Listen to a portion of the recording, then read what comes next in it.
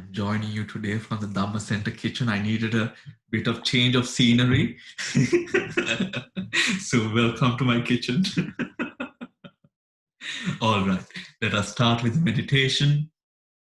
If you find yourself comfortably seated in a posture suitable for meditation,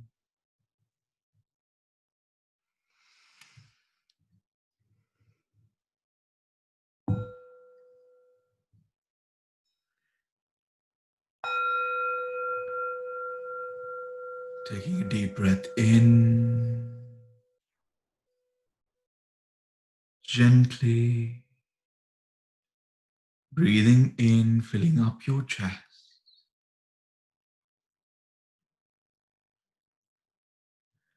Holding on to the breath for a moment.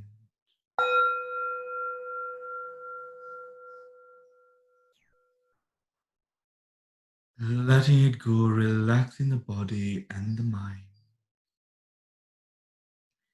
Relaxing the body and the mind.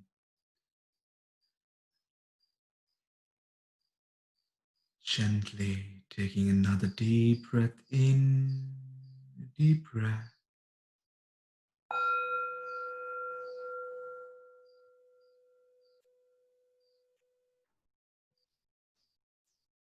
Holding on to the breath. Letting it go, relaxing, relaxing. The mind and the body settling in the present moment, the present moment. Putting aside everything else. Your responsibilities, duties, anything that you have to do throughout the day.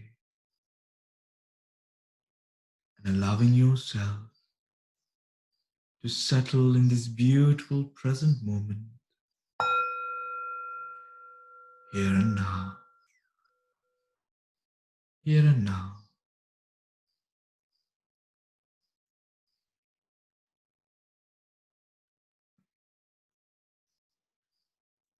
Gently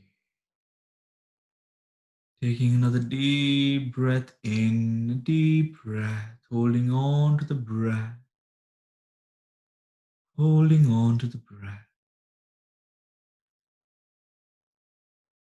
until you can't hold it any longer, breathing out gently, gently.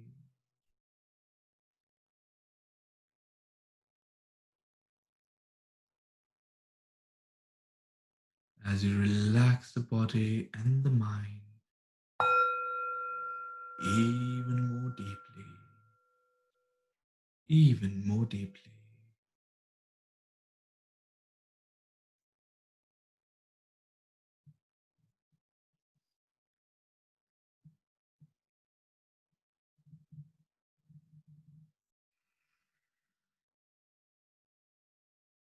As you gently, gently,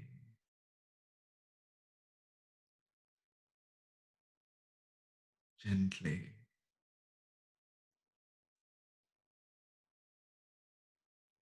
become aware of the posture that you are in.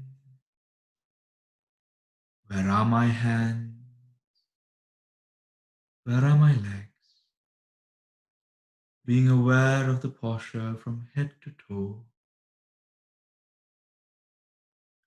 Sitting on chair or cushion of your choosing. Gently, gently. Guiding your attention, guiding your attention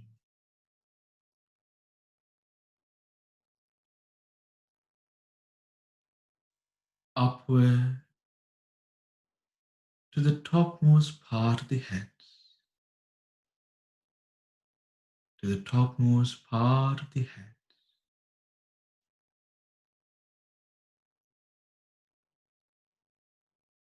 becoming aware of the sensation all around the head, all around.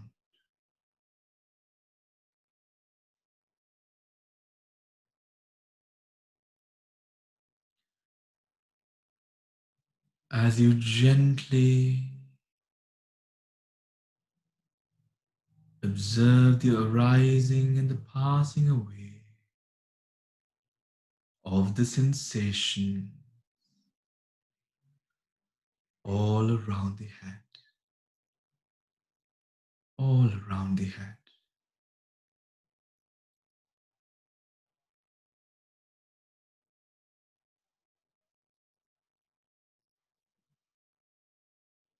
Be very gentle with yourself as you contemplate on the nature of impermanence of all that arises, the sensations, the thoughts, whatever it is, but your primary attention being on the sensation, being on the sensation, on the sensation.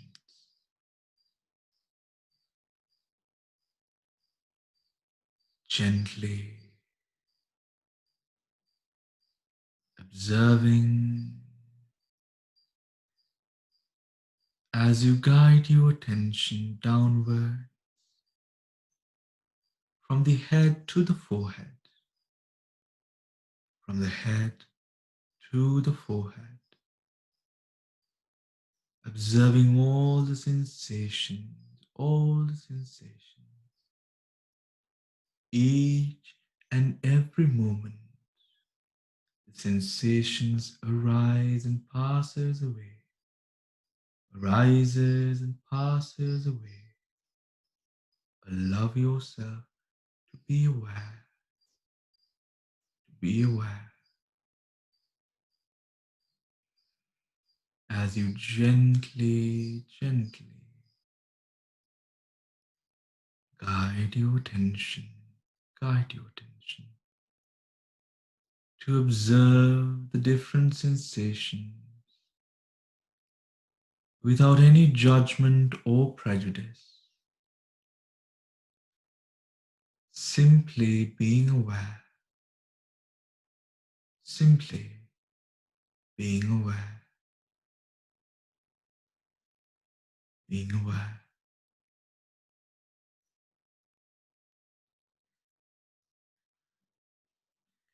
Be very gentle with yourself. Be very gentle with yourself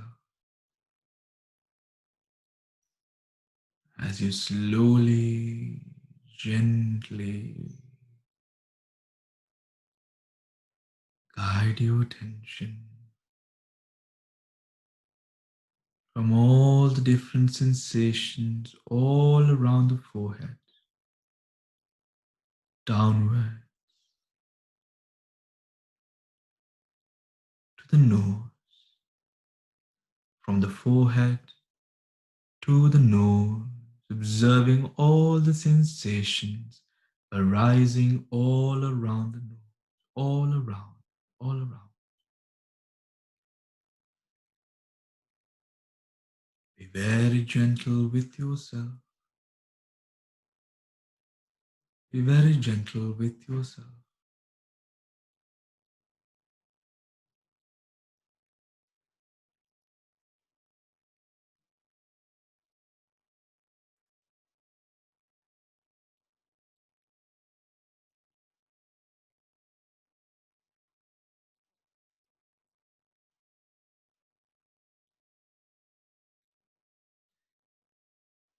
As you observe the sensations,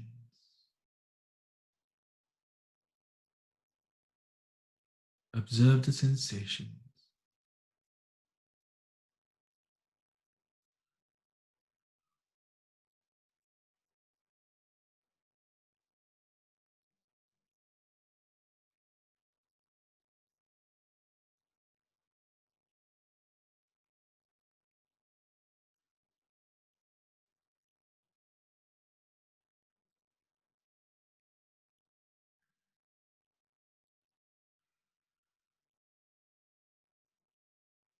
As you slowly, gently Guide your attention from the nose to the cheeks, from the nose to the cheeks. Observe all the sensations that arise.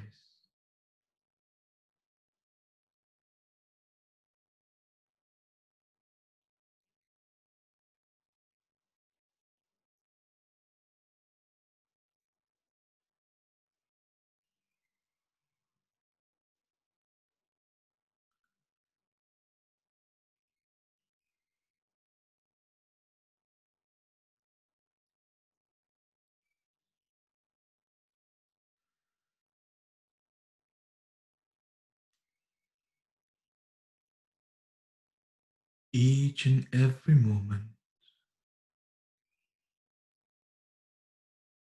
allowing yourself to be fully aware of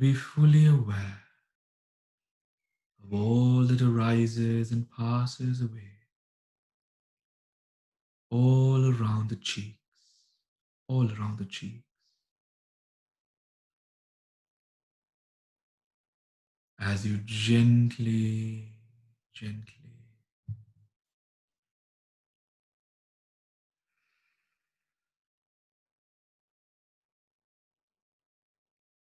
guide your attention to the lips,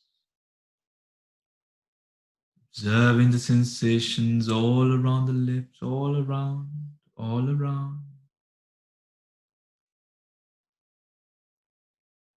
Observe deeper and deeper without any attachment whatsoever. No attachment. Allow yourself to just be observant, just be observant.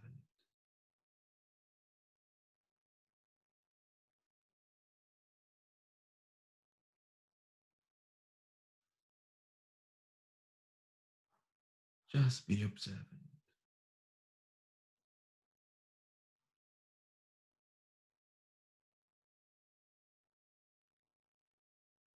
As you gently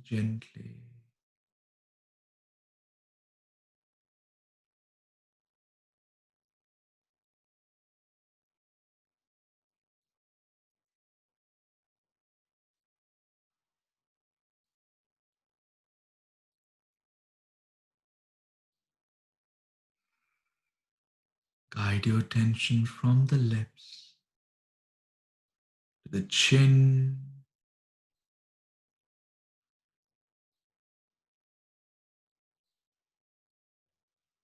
being observant of the many sensations that arise and passes away, arise and passes away.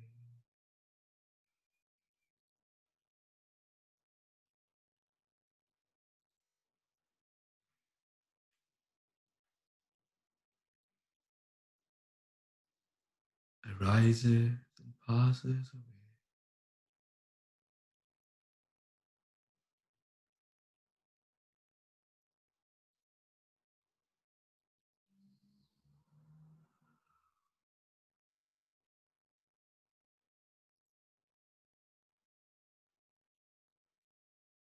Gently, gently.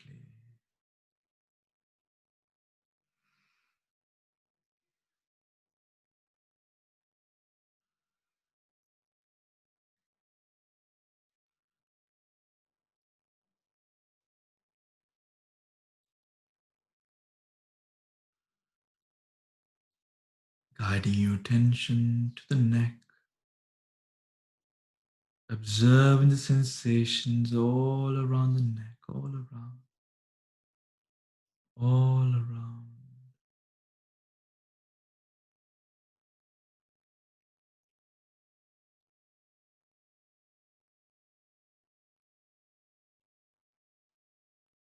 If you are finding it difficult to see the sensations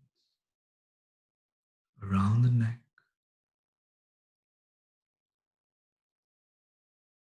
Might like to gently, slowly just move the neck very slowly, just to get a sense of the sensations around the neck, observing the impermanence of those sensations as well,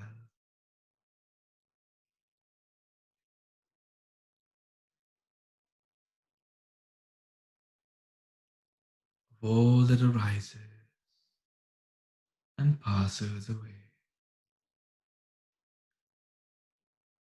arises and passes away.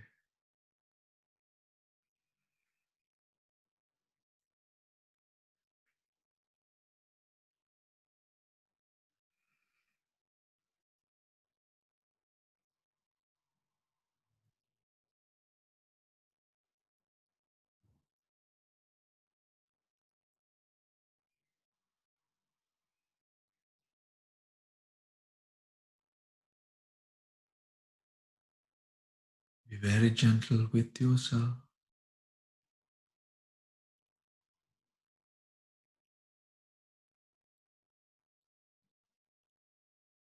as you slowly, gently guide your attention from the neck to the shoulder, from the neck to the shoulder, observing the sensation all around the shoulders, all around, all around,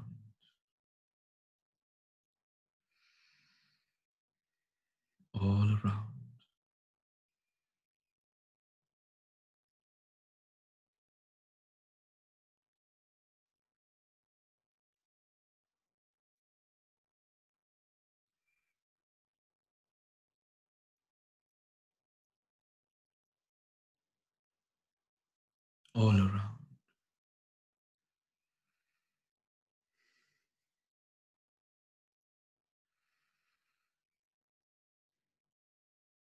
Each and every sensation, whether subtle or gross, fast or slow, observe, observe, observe,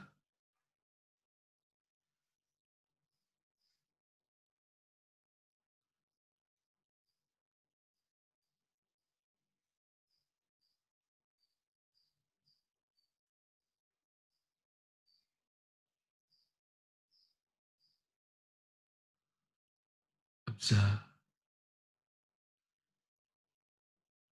very slowly, very gently.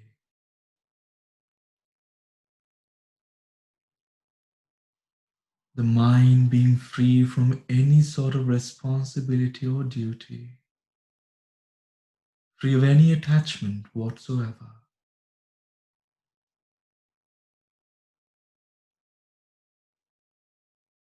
like an ancient mountain, just observing and knowing all that happens on its surface.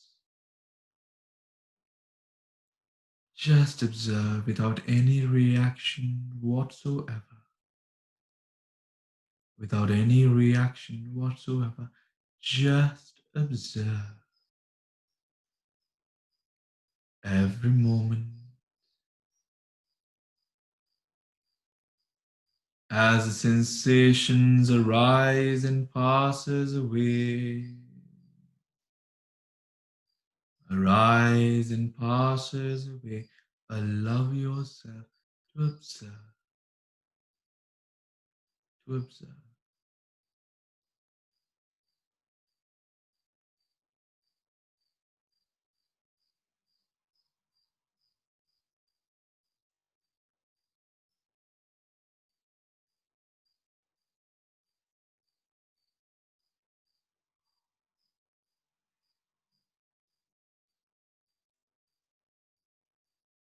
Gently, gently.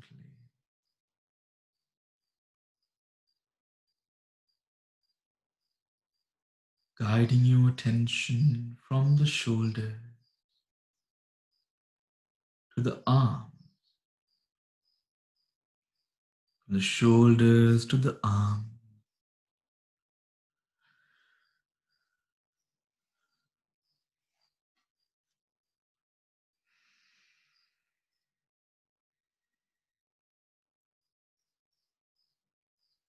observing the sensations all around the arm, the sensations arising from each and every fiber of skin and muscle, all around the arms, all around,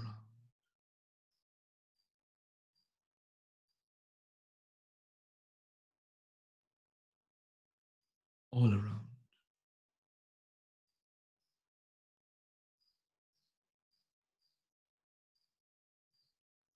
As you gently, gently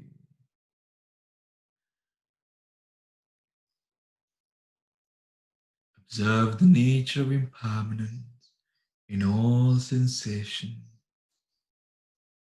in all sensations, as they arise and passes away,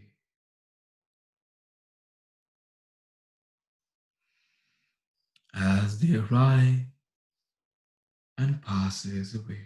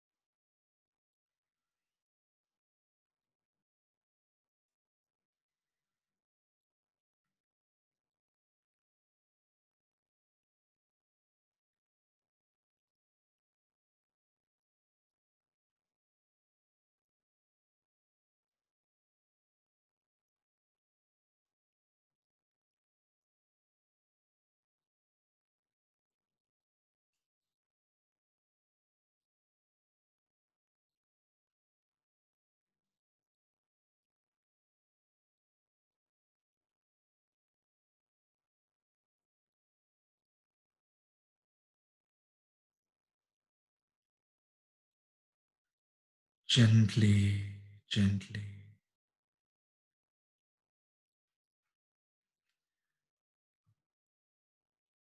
guiding your attention, guiding your attention,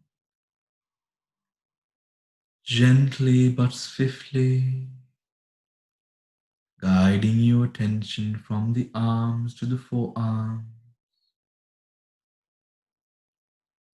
observing the sensations penetrating from the gross sensations into the finer, more subtle sensations that arise and passes away, that arises and passes away, all throughout the forearm.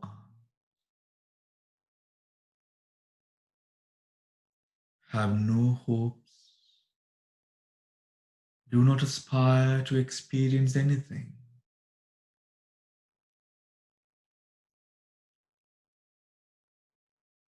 but just have an open mind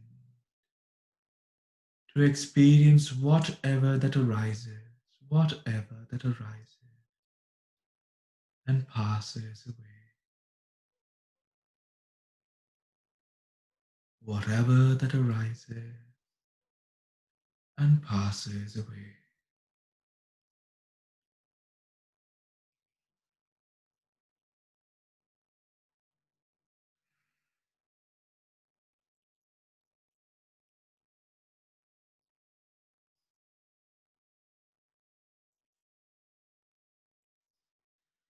Be very gentle with yourself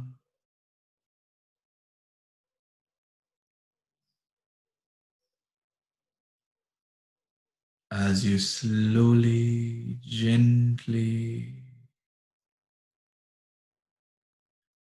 Guide your attention from the forearms to the hands, the fingers, all the way down to the tips of the fingers, all the way down to the tips of the fingers.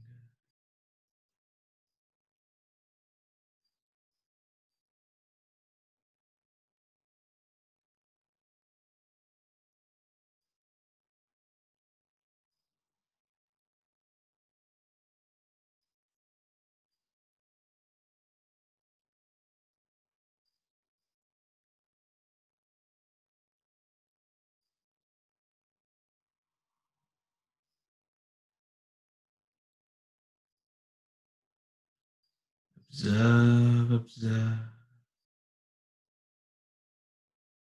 observe all that arises and passes away without any attachment, without any bias or prejudice.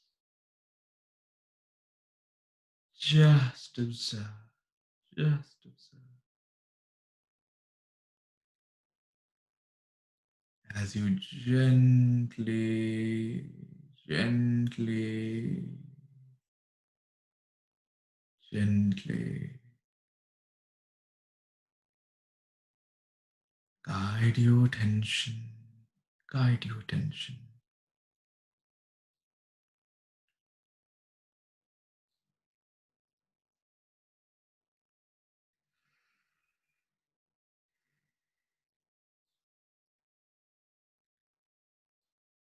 all the way down to the tips of your fingers, observing, being aware of everything, of all the different sensations, of all the different sensations that arise and passes away. Be aware, be aware, be aware.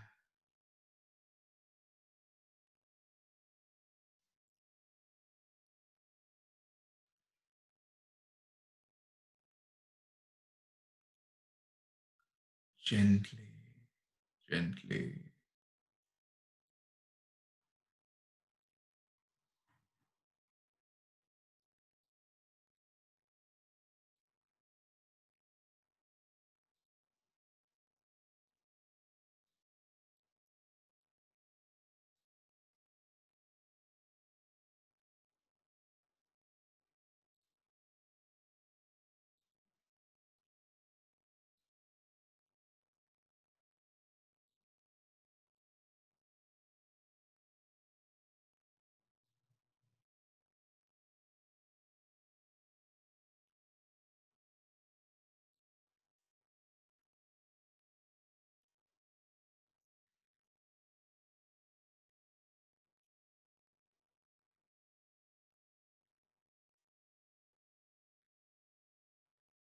Be aware of your posture,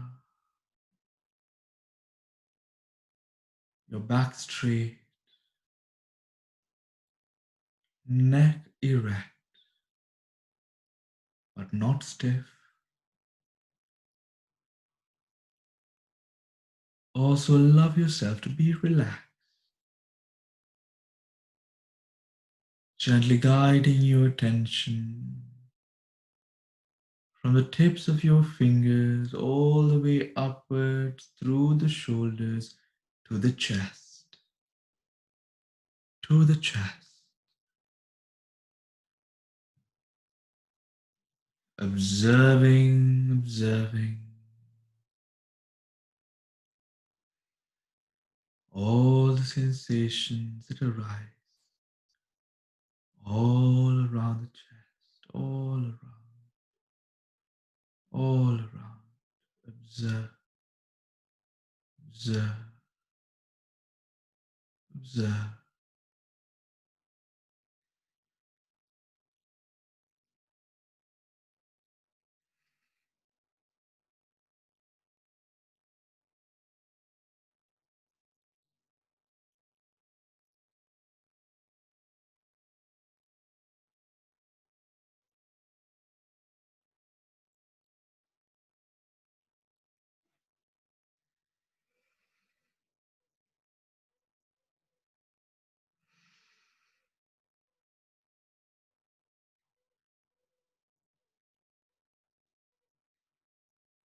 Gently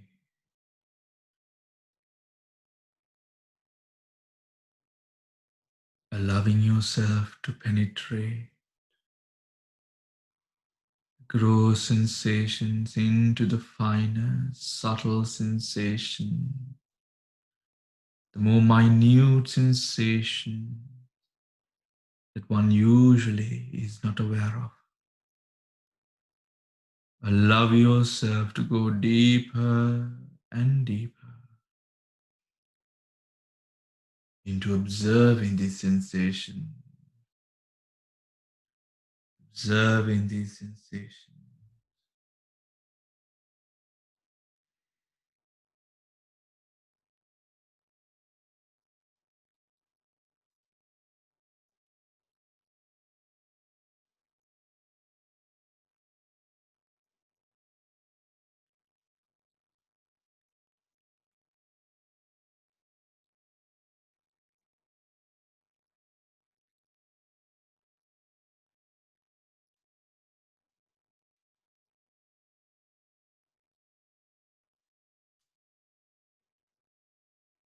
Each and every moment,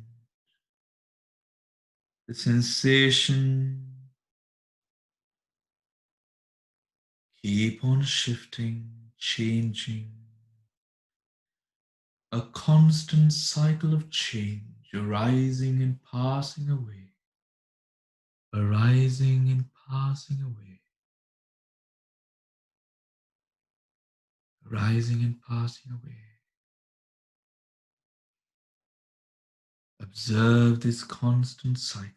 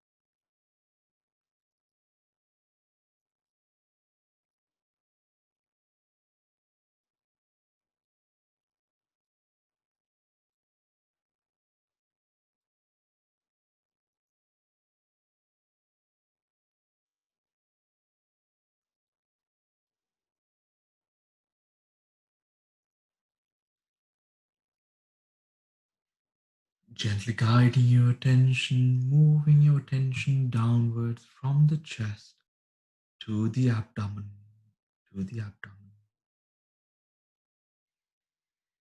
Observing the sensations all around the abdomen, all around the abdomen.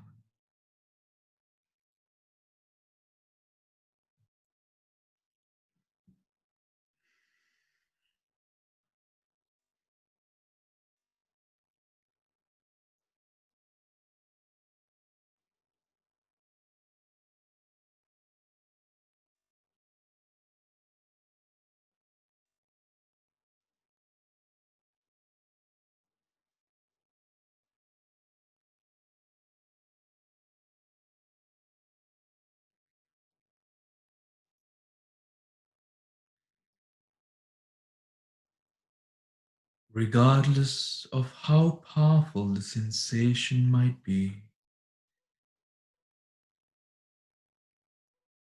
without any prejudice, allow yourself to observe the sensations and accept all sensations as and when they arise,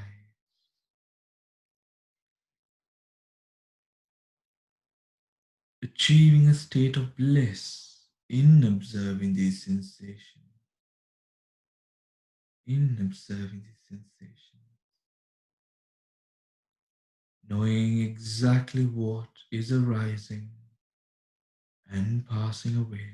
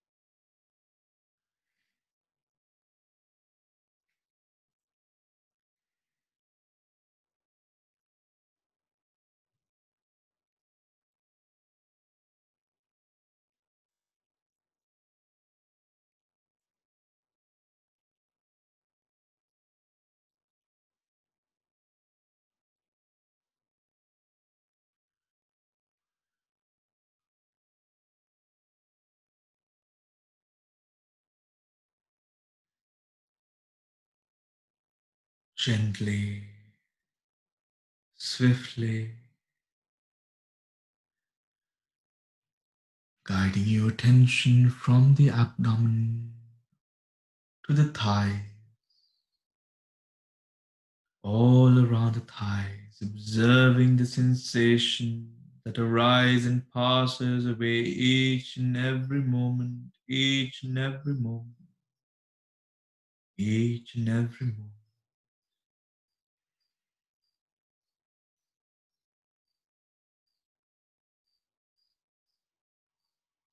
Being aware of the nature of impermanence.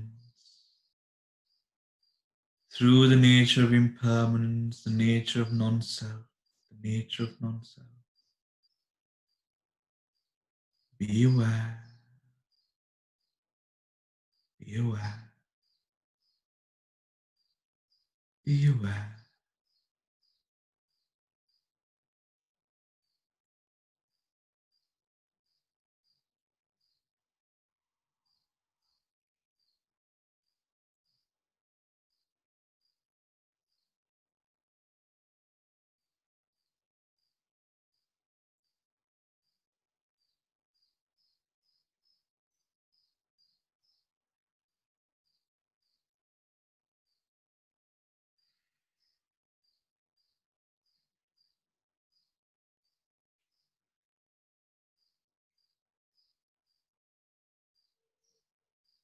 As you gently, gently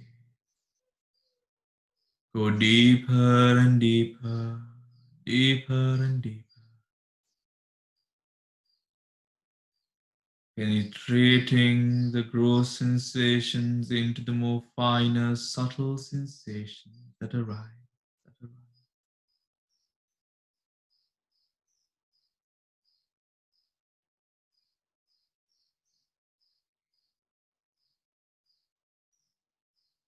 that arise.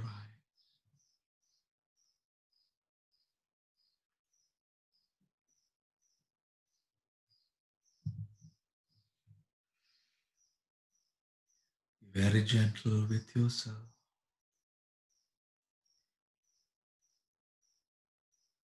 Be very gentle with yourself.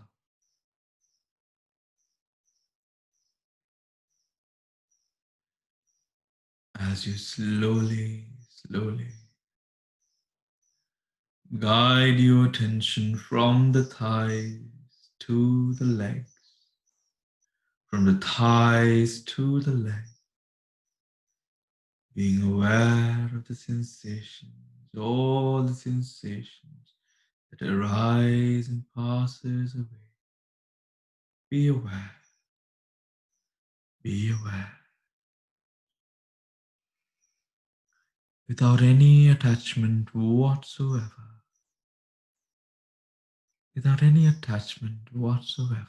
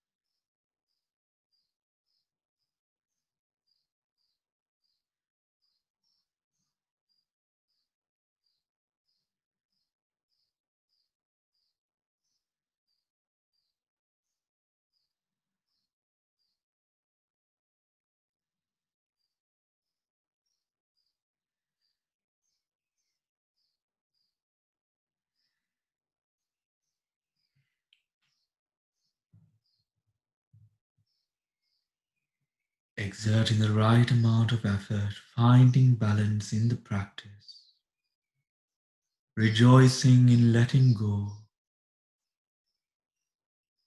rejoicing in letting go, as you gently allow yourself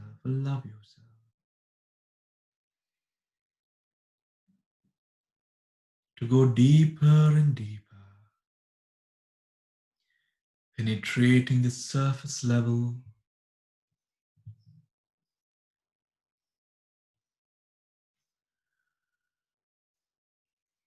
penetrating the surface level sensations,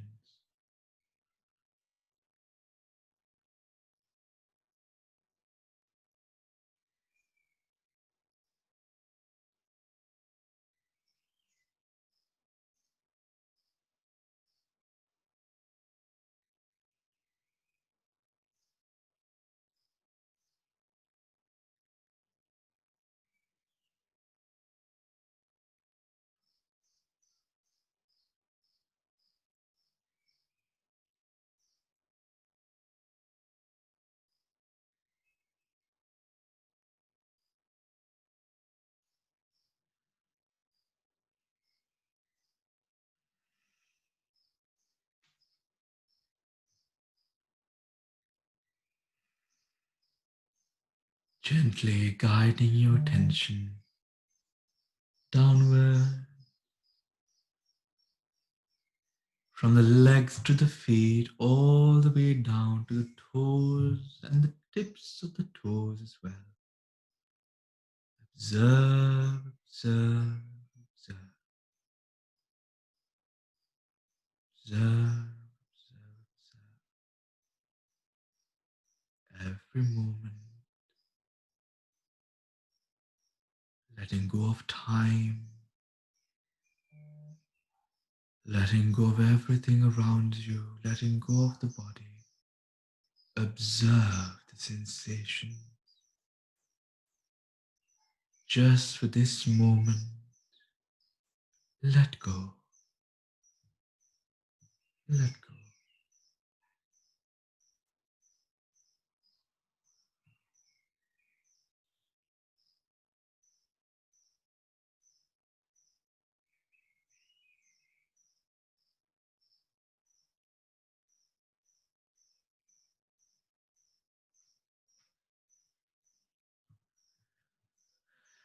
let go.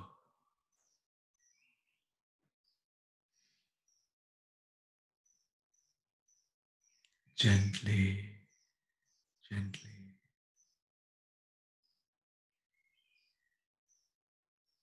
Being aware of your posture, being aware of your posture.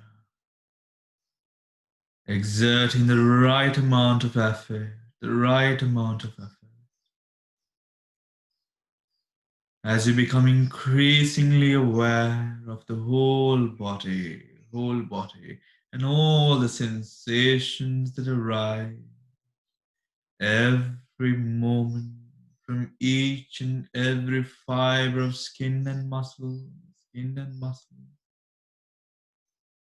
with every sensation that arises, reminding you the nature of impermanence, the intrinsic nature of impermanence, non-self,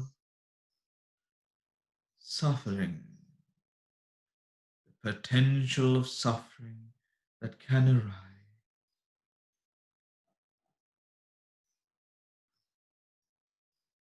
Observe, observe, observe, observe.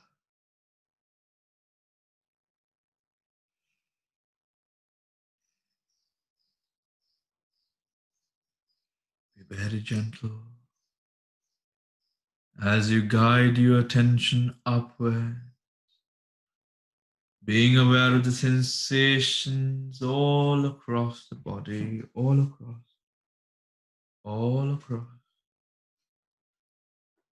as you gently guide your attention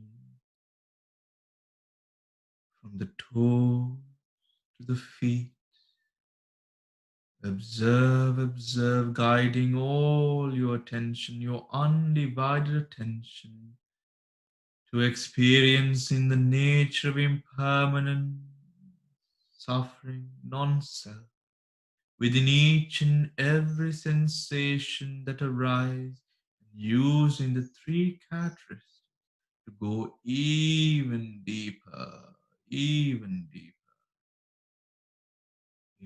the sensation. As you guide your attention from the feet to the legs, to the legs, feet to the legs,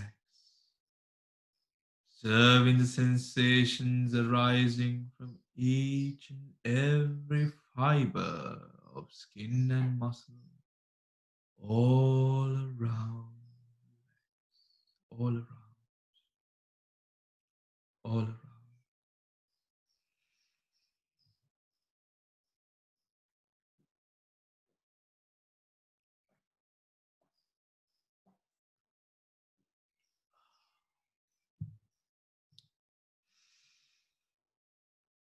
all around.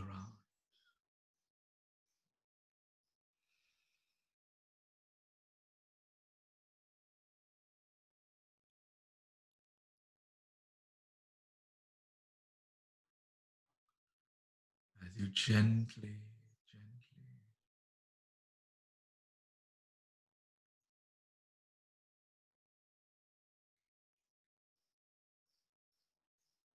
gently guide your attention from the legs to the thighs, the legs to the thighs. Observe, observe,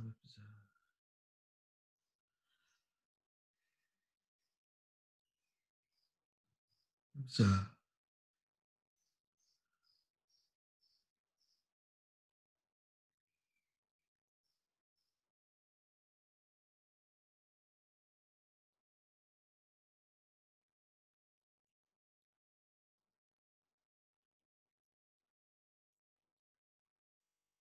observe.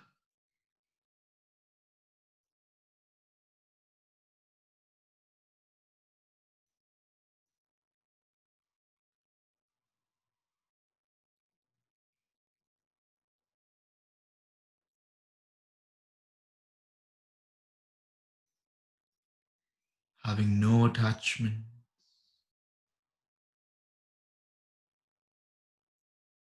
having no attachment whatsoever to the sensations, to time, nothing.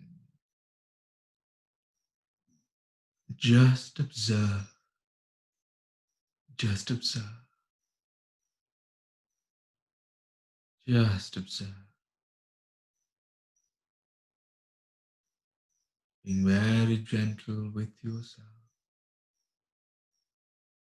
being very gentle with yourself. As you slowly, gently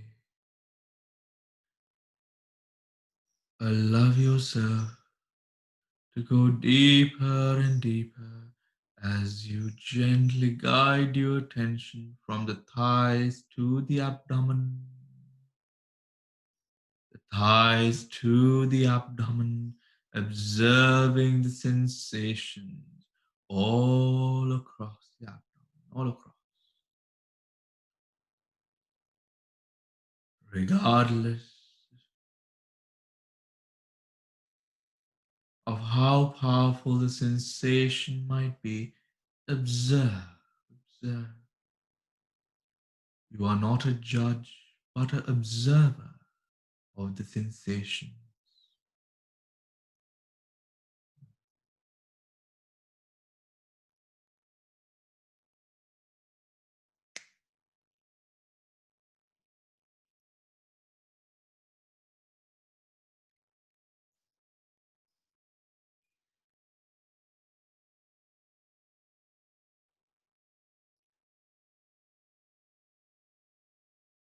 Observe, observe.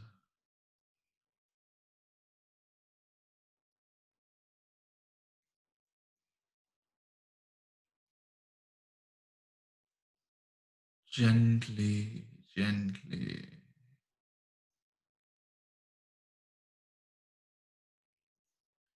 Going deeper and deeper, deeper and deeper.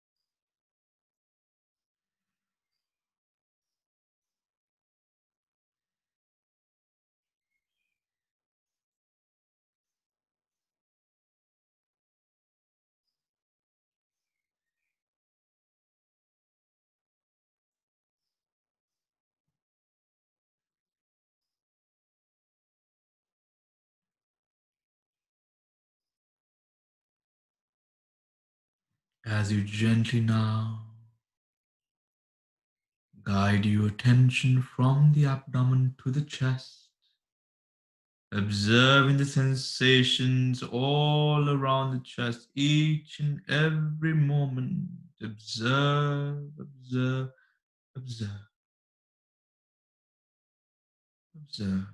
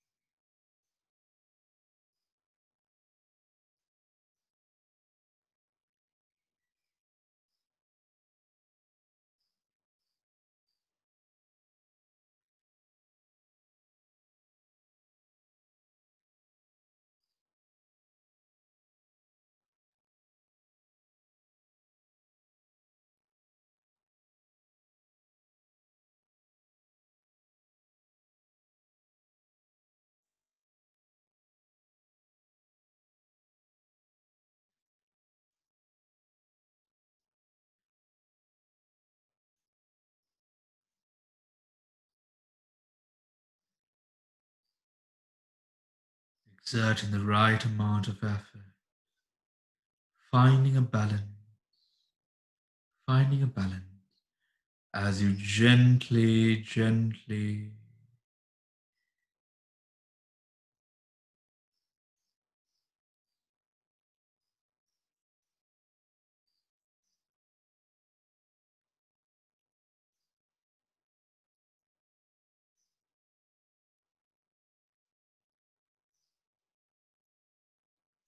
gently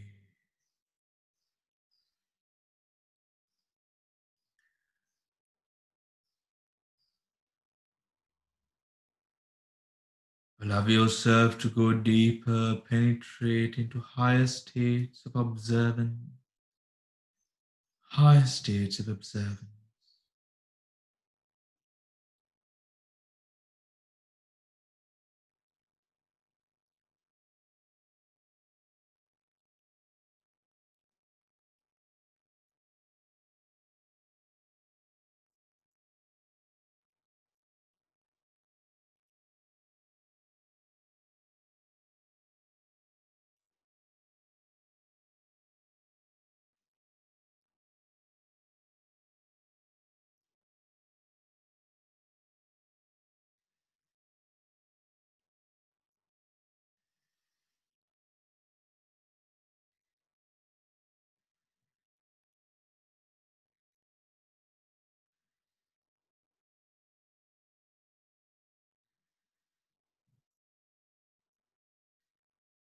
Gently guiding your attention from the chest to the shoulder,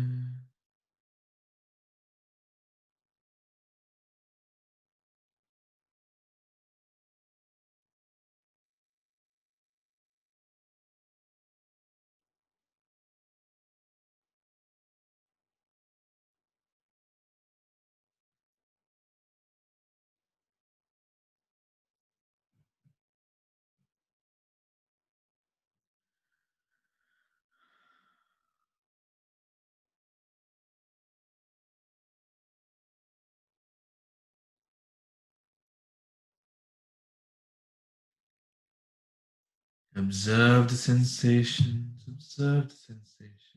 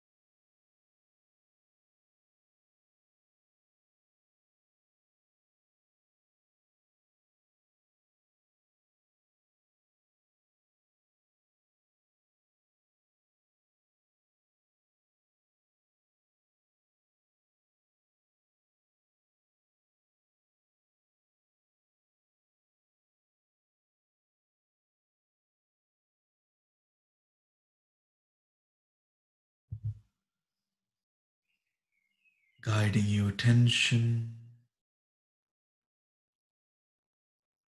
upward,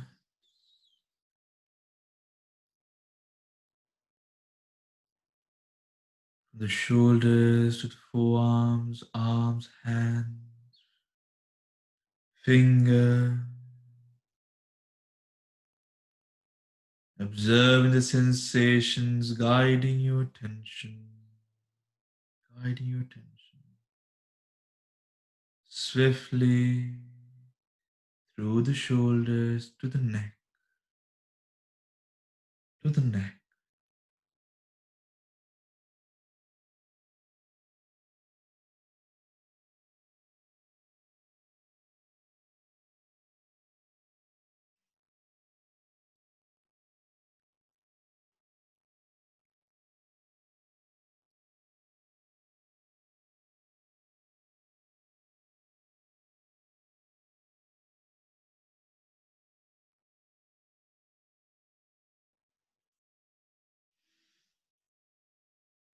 neck to the face, observing all the sensations all around the face, all around,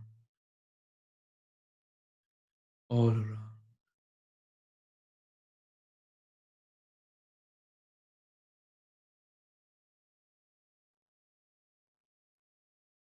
all around.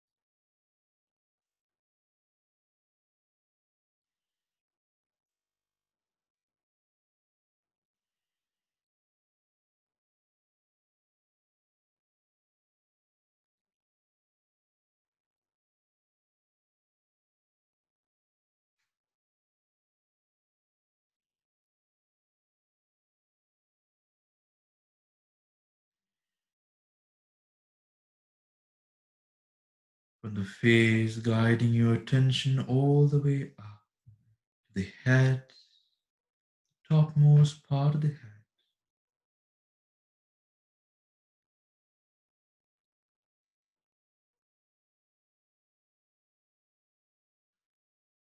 As you gently allow yourself to become aware of the whole body, and all the sensations all around the body, all around the body. Be very gentle with yourself. Be very gentle.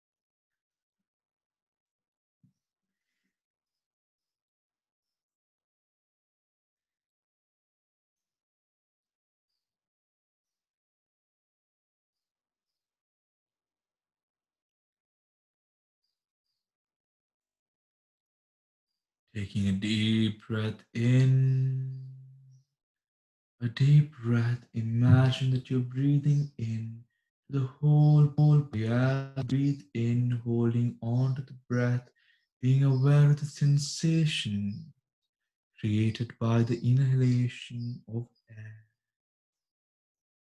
As you breathe in, hold on to the breath and gently letting it go, relaxing all the muscles all across the body, all across the body.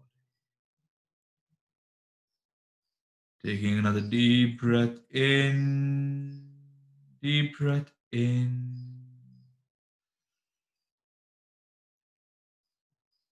Letting go of the breath, being aware of the five senses, being aware of the room that you are in as you breathe out. Gently taking another deep breath in, letting it go, relaxing yourself. And when you are ready, opening your eyes and awakening into the present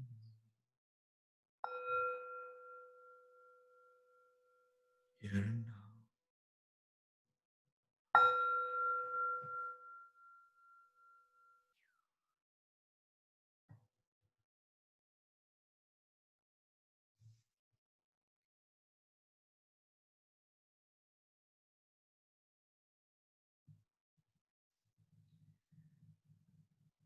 Good.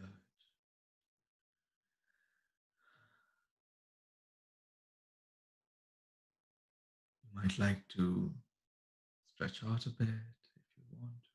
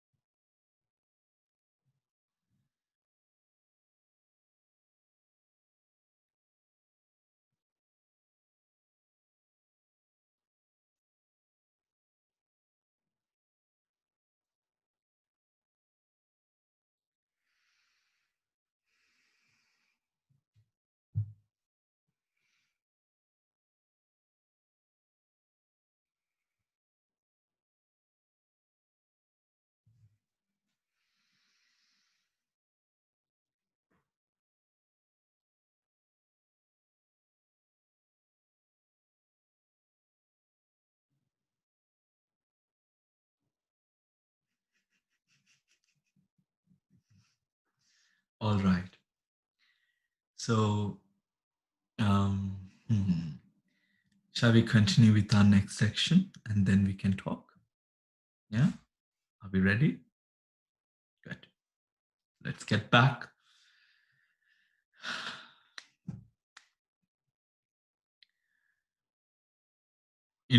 Some of you sometimes might feel that the walking around or the sort of is not necessary, but actually it is, right? That is why even on a retreat we switch between walking meditation and sitting, right? Because that is very important because the blood flow does have a lot to do with the mind and the vibrations and the energy and all of that as well. So make sure that you do have sort of breaks between your meditation, and it's also good for your back, you know, sciatica issues and all of these other things that comes because of this eroding, decaying body. So, you have to take care of this thing. Yeah. So, all right, let's get back to our meditation. So, find yourself in a comfortable posture.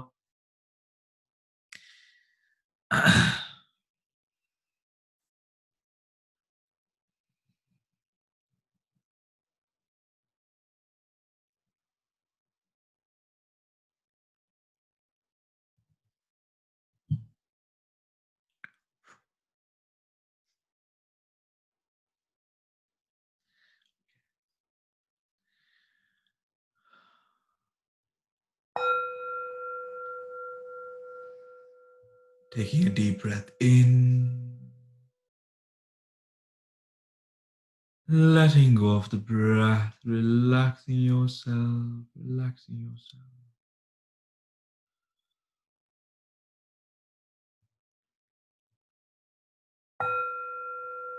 Deep breath in, letting go, relax, relax.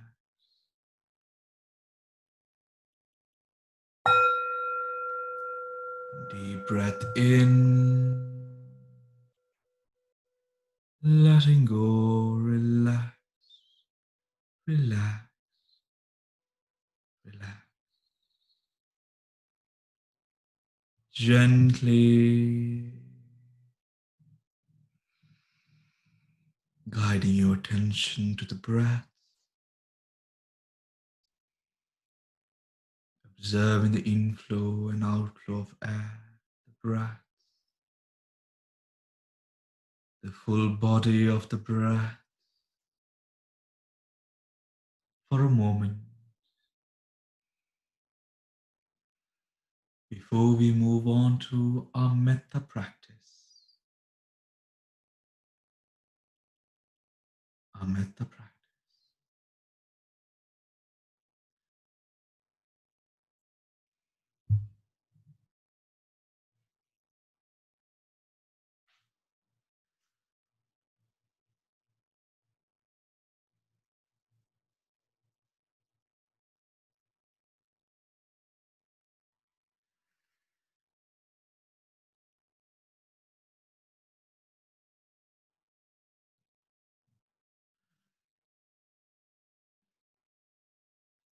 Observe the breath for a moment.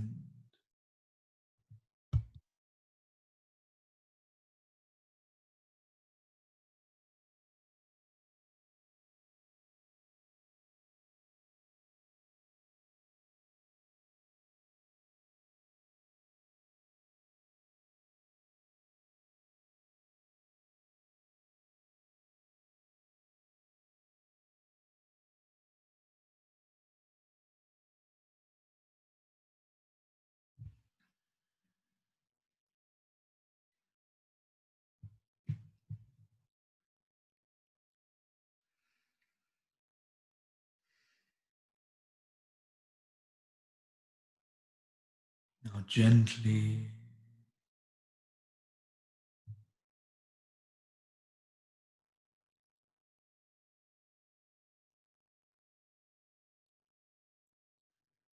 gently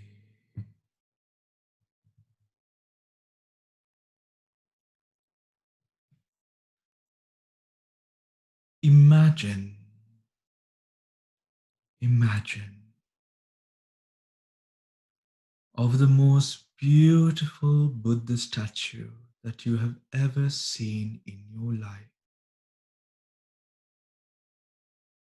Imagine.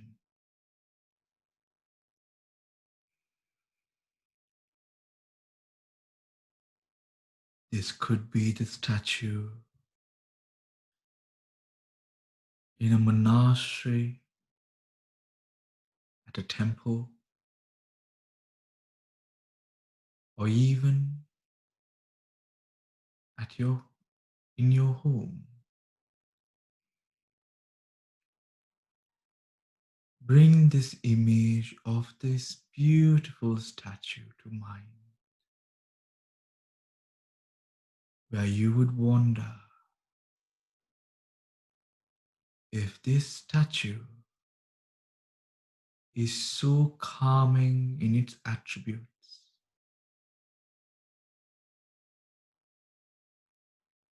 How calming would have been the attributes of the Buddha himself,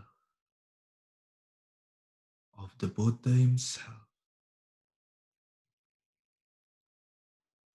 of the Buddha himself.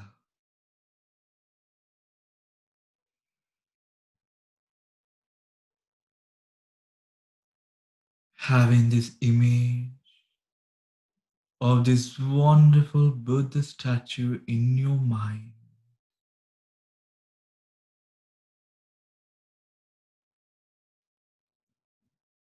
imagine that this statue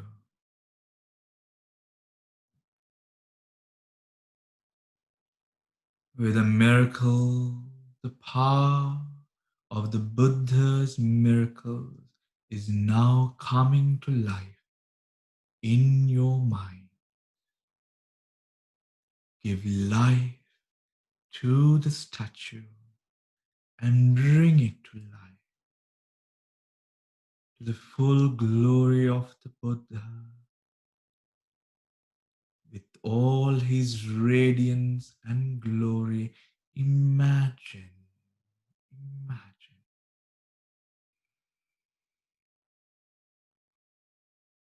the Buddha's eye, radiant, strong, and beautiful. The Buddha's presence illuminating everything around, everything around.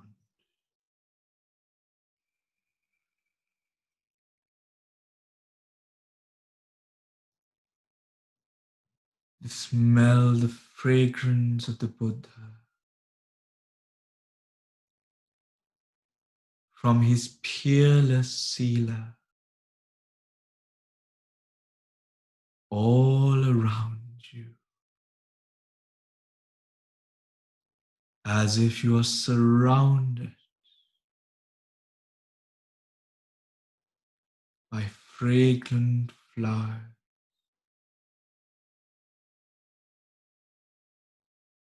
The Buddha's fragrance all around you. Imagine,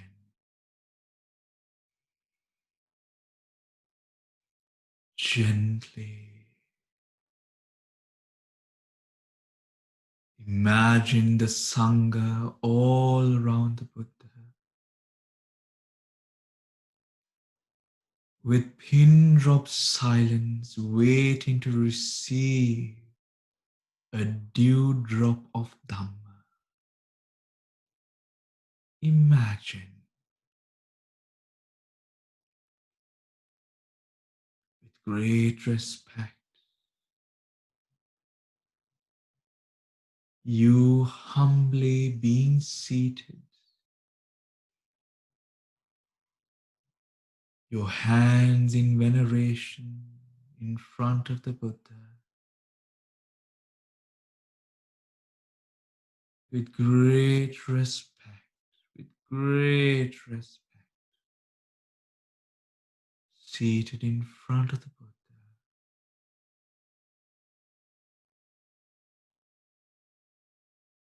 Imagine the mind with a great respect of being near the Buddha, near the Buddha, the mind completely empty, blissful, calm, tranquil. Imagine,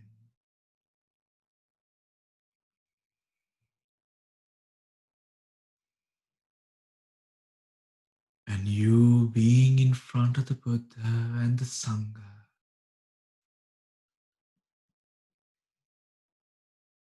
receiving the blessings of the Buddha and the Sangha. Gently, gently, gently,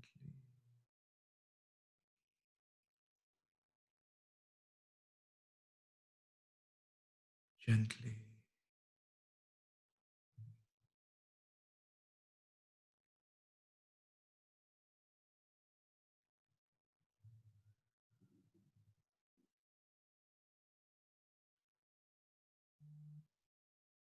Radiating thoughts of loving kindness,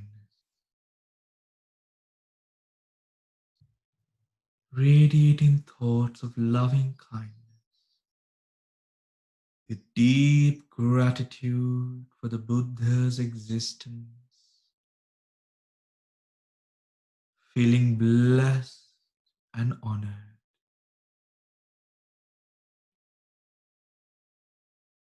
Let us wish ourselves, may I be well and happy. May I be well and happy for the practice of Dhamma. May I be well and happy for the walking in the path. May I be well and happy to attain Nirvana. May I be healthy in body and mind, in body and mind, to walk in this path.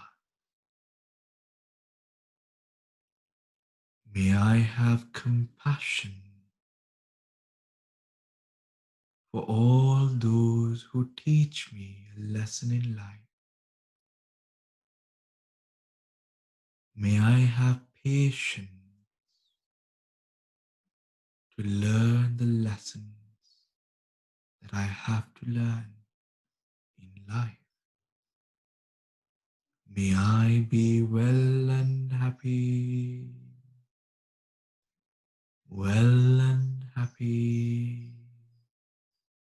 well and happy.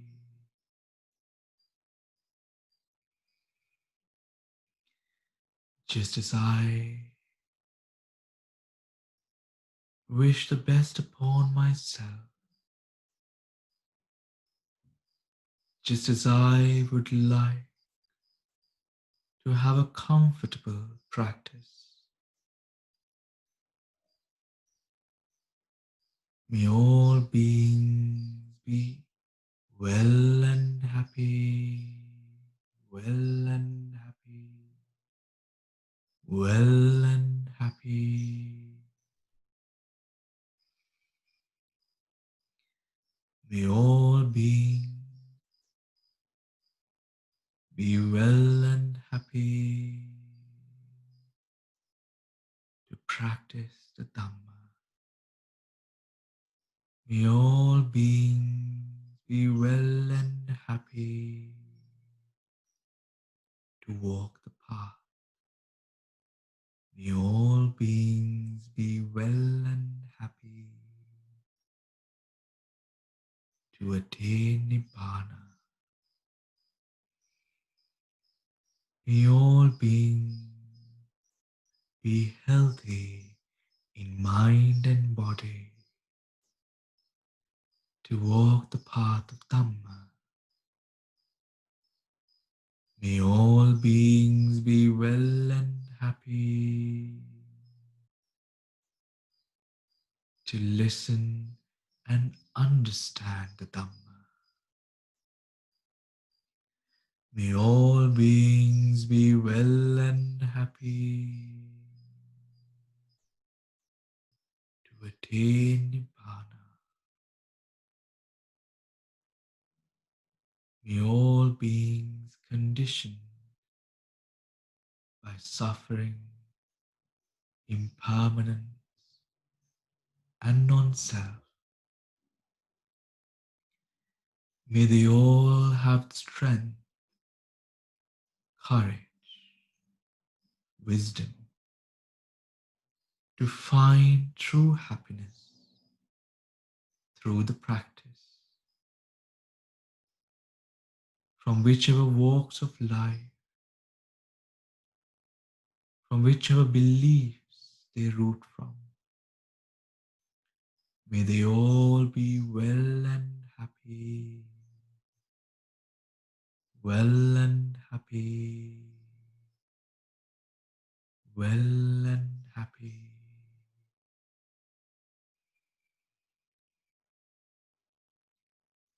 Just as I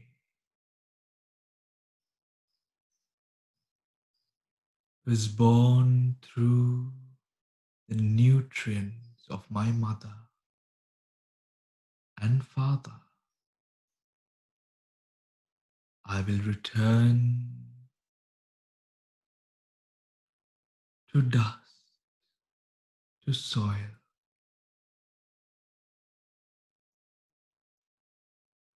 Equally, all beings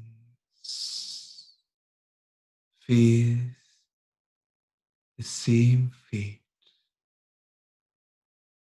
May we all have the power to understand and work deeper into our practice.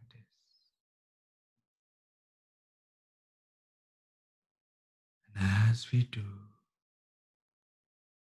strength to forgive, to have compassion and empathy for ourselves, our families, friends,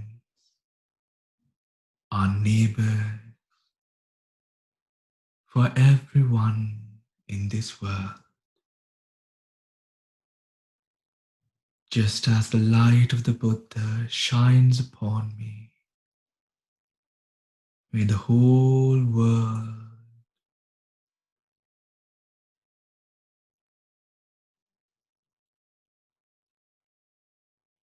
with a joyous heart experience the light of the Buddha leading to the path of Nibbana. May all beings be well and happy, well and happy, well and happy.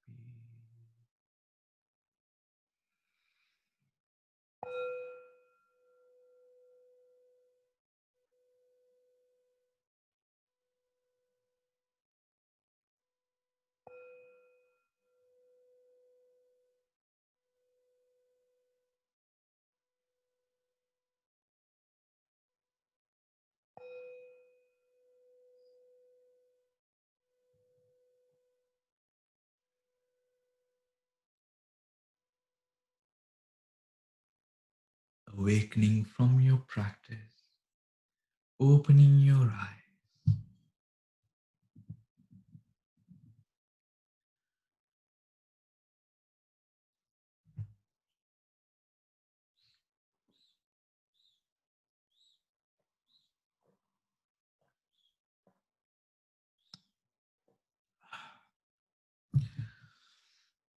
All right.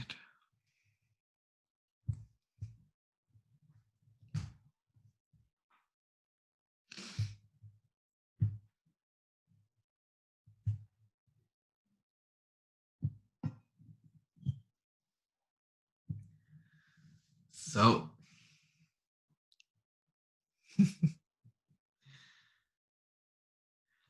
so I thought I would share something with you. I almost forgot. So, um, what was I going to say? Okay. So,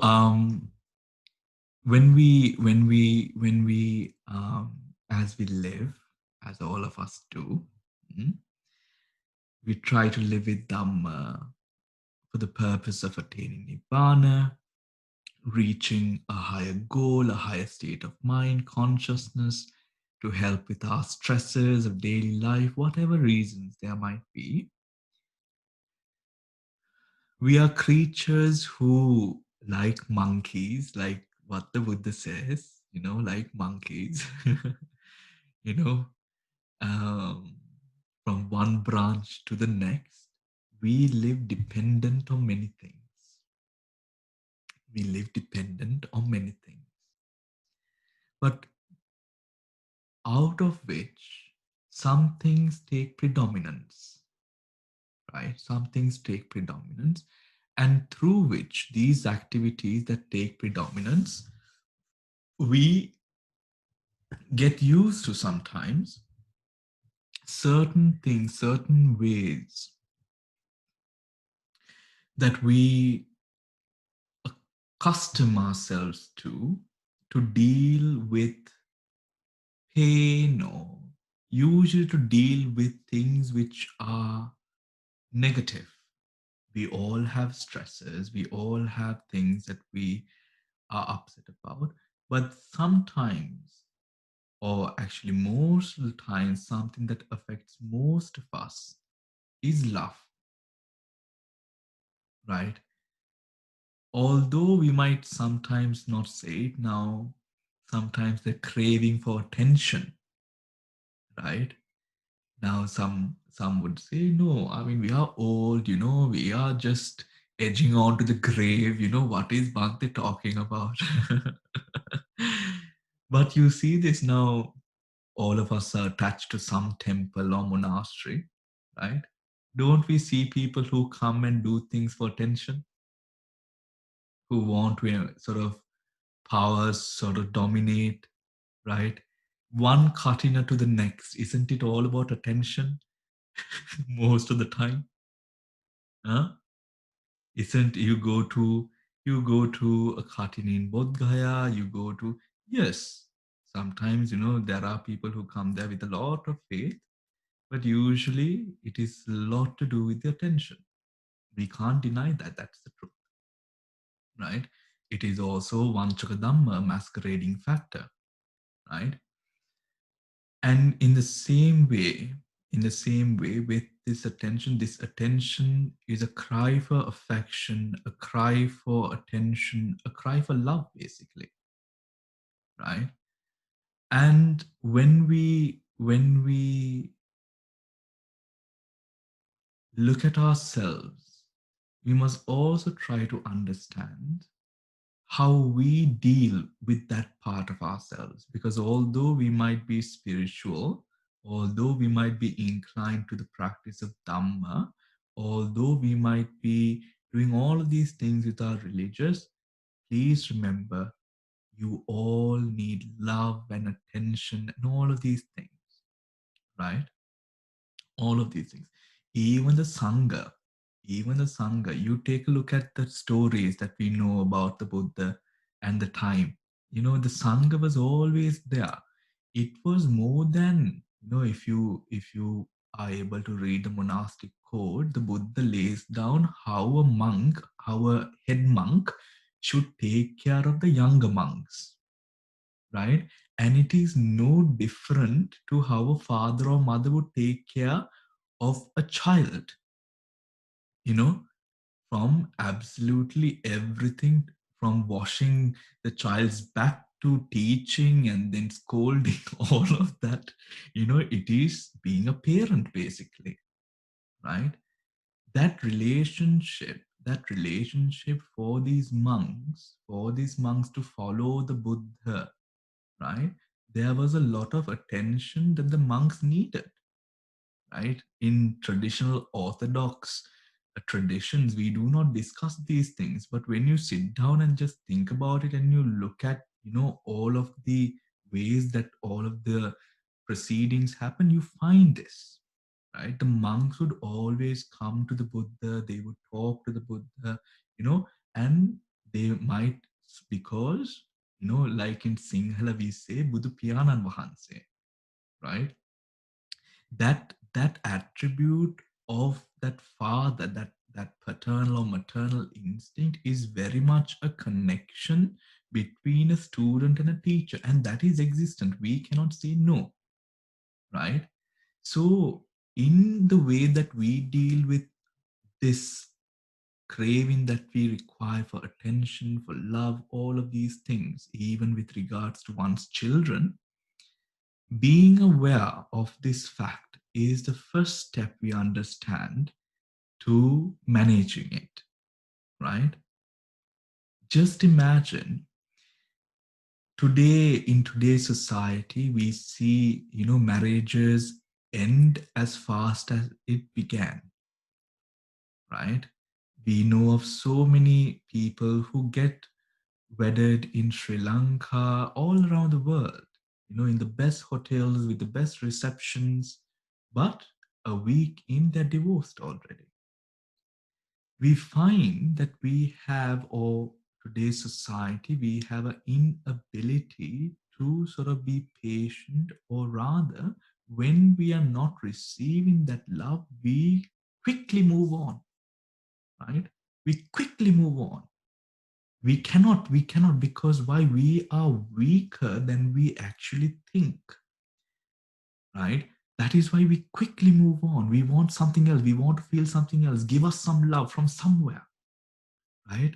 From somewhere. You find, I do not have to tell you the way that our kids are, or how the younger people are these days in regards to relationships and all of that. Why? Because of that attention, that love. We too, in a similar way, sometimes we find people who are obese, right?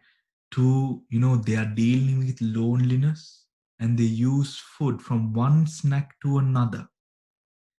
From one snack to another, they go into becoming obese. Why? Because they use the food to pleasurize themselves, to feel some sort of sensation of love, passion, and compassion for themselves. Likewise, what are we doing in our lives in that way? Are we having a toxic frame in that sense? Right? This is very important to understand. We build and depend on various things. We build and depend on various things to give us that affection and security, right? But as Venerable Chanda mentioned in a talk yesterday, when it comes to security, we must always focus on the Dhamma. That is our one true security. You might have the most wonderful partners that one could imagine, right? You could feel very blessed and happy for the partners that you have. Very good. You are blessed. You're blessed than most of the young crowd today, or maybe even the old, right? But there is going to come a time that nature takes its toll, and we would inevitably have to part. And we know that. What are you going to depend on then? Right? What are you going to depend on then? Our dependency as a family should be upon the Dhamma. Use the Dhamma as your stress resilience system. Use the Dhamma in a way that you can put it into practice, which it aids you to cope with the different things that you go through in life. Use your meditation. Sometimes when you're stressed out, you might go out for a movie. You might turn on Netflix and watch a movie, or you might listen to a song, or you might go for a run or a jog. Get used to sitting down and meditating, right? Even something like a chanting. Grow a dependence upon the Dhamma. Grow dependence upon the Dhamma. And that is one's true refuge in every sense. In every sense. Having whatever religion is better than having no religion whatsoever. Why? Because in times that you fail, in times that you completely find yourself on the floor, in the ground, you have something to pull you up. And in that way, we must be aware of where we are getting this love from. Be aware in a way that we are able to give ourselves that love, give ourselves that compassion, give ourselves that empathy. And that plays a very beautiful integral role in all that we try to achieve. Because in this practice, remember, in this practice, we are not on a rat race. It is all about letting go, letting go, letting go, letting go, but not pushing away, but letting go with a lot of wisdom, being able to let go in a very beautiful way. And the more you let go, you become happier. You become happier. You're not going to let go and say, Mom, don't disturb me, Dad, don't disturb me, Putha, don't disturb me, and you shut the door in their face. No, that is not letting go. That's aversion. That is even more attachment and clinging. That is not at all the Dhamma practice. But in letting go, you are able to become absolute water. You are able to understand that all these people, your kids, whoever these people are, when they throw When they throw negativity into your face, you understand this is the volatile nature of a unstable mind, right? This is all people in terms of everyone who is or operates on the edge of defilements, the Buddha says, are like children, are like children. People who operate, we call this tanha agati, dosa agati, moha agati, right? So when you go to the edge, or rather, when you have or operate within the sort of the climaxes of these negative hindrances, the Buddha says that we are like kids. We don't know what is right. We don't know what is wrong.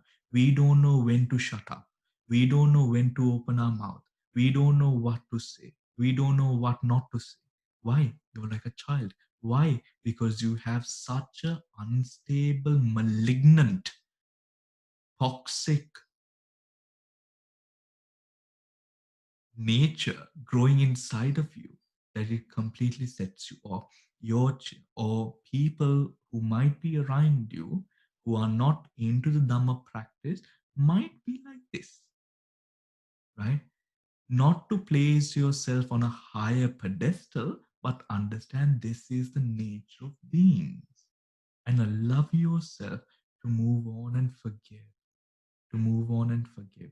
And that is, I can say, even with personal experience, that has been the most beautiful thing, to be able to move on and forgive people, right? To move on and forgive people, how hard they try to hit back, right? Because it is not about them, it is not about you, it is about enlightenment and me being able to die happily. Me being able to die happily with a good practice where I can, in my deathbed, just close my eyes and say, I'm ready, right? Not to say, I need an hour more. Give me an hour more. And let me tell you, there have been monks, for example, Polvatte Buddhadatta Thero, right? You might have heard about him. He was howling in his death. He was weeping and crying in his deathbed, right? At the head of the Vipassana Center in Colombo 7, another dramatic trauma. He was howling and weeping, and it was embarrassing how he died. But the head of the Vipassana Center. Now, what I am telling you is, right, we can come from very esteemed. Now, Pollate Buddhadatta Thero, his Pali books are what almost everyone uses. He was also a part of the Chatta Sanghayana, right? But the thing is, when we get become so busy, we get distracted from what truly our life is. And monks are not sort of uh, um, cut off from that fact. We forget what reality is. What the true reality is, we get so inundated with the teaching that we sometimes forget to practice. And that's the truth. Similarly with you, you studied to be happy, you got married, you made a family to be happy, and into couple of years into it, you forget why you actually start doing it. Now you're chasing after different things. We get distracted very fast. Now you cook food not because you want to quench your thirst or hunger, but to make a good table. you know Something like that. Yeah, it's not about the hunger or thirst anymore, it's about the food looking good or the table looking good. We get distracted very easily, right? So keep yourselves in check, just as, for example, I use these sessions to keep myself in check, right? Because I am a person who absolutely loves to work, right? To be busy all the time. And I love it. When I'm not busy, I feel like I wasted my time and I've grown old and I'm going to die tomorrow. But when I work, I'm like, yes, right? So we all have We all have our tendencies, we all have these different things in us. Use the Dhamma to keep yourself in check, because we all do need it. So now, does anyone have any questions that you would like to ask, or any practices or anything that you would like to share? Someone who did not even share yesterday, you can speak. I hope that you guys also enjoyed the talk yesterday. Enjoyed the talk yesterday. I got a call. I got a couple of calls from two monks who were like, "Good talk, but maybe you should not be supporting the nuns so much."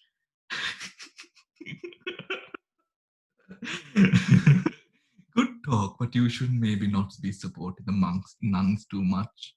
Like, okay. Yeah. Yeah, don't put your hands into my house, darling. But yes. Yes, Padma. Ah, Dil, you have unmuted you. Okay. Did you want to say something, Dil? Yeah, I don't mind sharing something. Ah, I found yes. I Yeah. found today's meditations both very interesting and for different reasons. The first one was because I think the lead up to it from the day before, I had kind of a retreat kind of setting on Saturday because there was your session and there was a talk. But in between also I did lots of other meditations. I slept after meditation. So this morning I was quite rested and ready and comfortable in this, and everything was right. So I Mm. found that in the meditation, the first one, that my senses are very heightened. So, like when Mm-hmm. you asked us to be in the head, I could feel the throbbing, I could feel the sensation, and I could feel the sound of silence so loud. And when as you went down, the breath and the feel of it on the nose, right along, I could. And very often, normally, I just drop into nothing for a long time, but I was able to be with the sensations. I could hear your voice, and hardly did a thought come in. And when it came, it was something inconsequential that, you were like the gatekeeper and you saw it coming and going, and there was no underlying root there that you had to even think about. So Mm.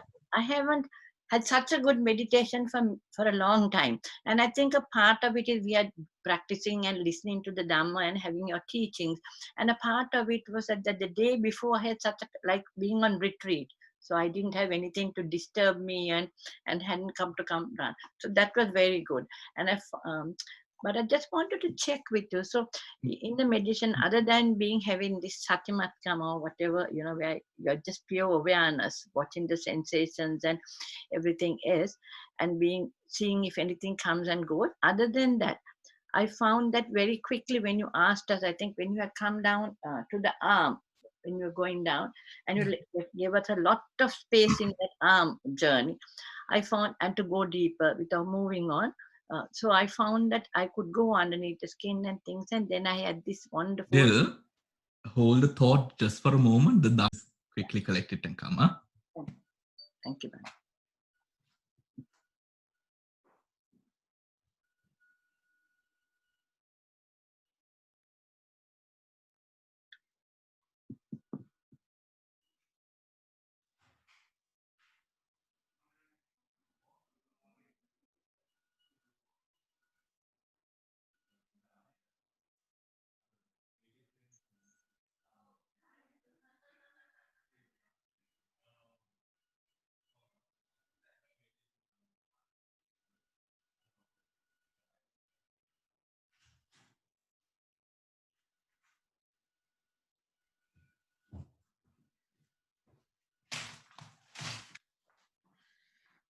Yes. So when you were going down and when you came to the arm, you gave us so much of time to go in deep, and that really immediately, I saw the space. There was this golden color light that filled the whole of the field of my vision. Yeah. And for quite some time, I was in that very steady, and I could hold on to it. Then after some time, because you give us a lot of time, I found that it was now more like a whitish gray. The golden glow had gone, but it was more like the color of the walls in your kitchen. Like it was more that color, like a grayish white color. But then again, I kind of looked at it, and again, as I went deeper and deeper, again I found the golden. So, about 2 or 3 times I had that, and they were there for quite some time. And when I came out of that thing, I felt very, I could feel the electrical energy going up during the time of that. And I think there must have been some kind of sort of fasciculation or movement which I could kind of feel, but they were all releasing of energy, and it was very good. And I realized, I mean, very often when I come for these classes in the morning at 9 o'clock, running to finish breakfast and tidying up and things, and it takes some time. But if you have had a calm day and have washed and changed and had a light breakfast and have sat down and worn comfortable clothes, I think it's easier to go. And I realize now how important the dana and the sila that you do build up this practice, because we have had a lot of opportunities. My friend passed away, so I could help with the Matakabana, and the daughter is giving a dana here, and we keep water every time for the Buddha here. So I find that when you do this, listen to the Dhamma, that it really builds up your meditation practice. So I experienced that, and I just wanted to share that and to thank you for encouraging us to do that. Okay, thank you, dear. And the Thank you. second meditation was very interesting, because this is the first time that I had done metta bhavana guided in the way you did. Often we bring the Buddha to our mind, and we envision how beautiful and things, but I have never brought the sangha around it and seated there, and I never brought myself to being there and to be listening. So I found that I, I found that that was very, it was very inspiring, and it brought a lot of gratitude and a lot of love into your heart, which can open the heart. Yeah. And that is like petals of a lotuses, you could feel it expanding. I can't Mm. describe it in detail. Mm. And fortunately, I have a very big a picture. I have a beautiful statue that Anand, Ananda Maitri gave us when he came for his night vision. But it's a small, beautiful, but a small white statue. But I have a big picture of the Buddha statue in Bodh Gaya, where I give alms very often. So looking at it and it bringing the pictures really made my heart full. So thank you very much for all your teachings. You're most welcome, dear. And I feel that it was given, and the COVID, I'm very grateful, because I would never have had time to do what I'm doing. Yeah, I'm sad that this COVID problem is ending, you know.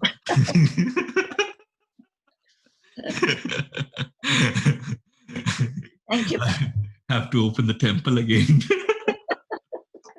which is even sadder. Anyways, who else would like to yes, Padma.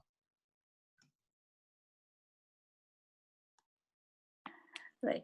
Yes, This Padma. is about something you told last time, because I think you told Lettice about the sensations and you used to do walking meditation beforehand.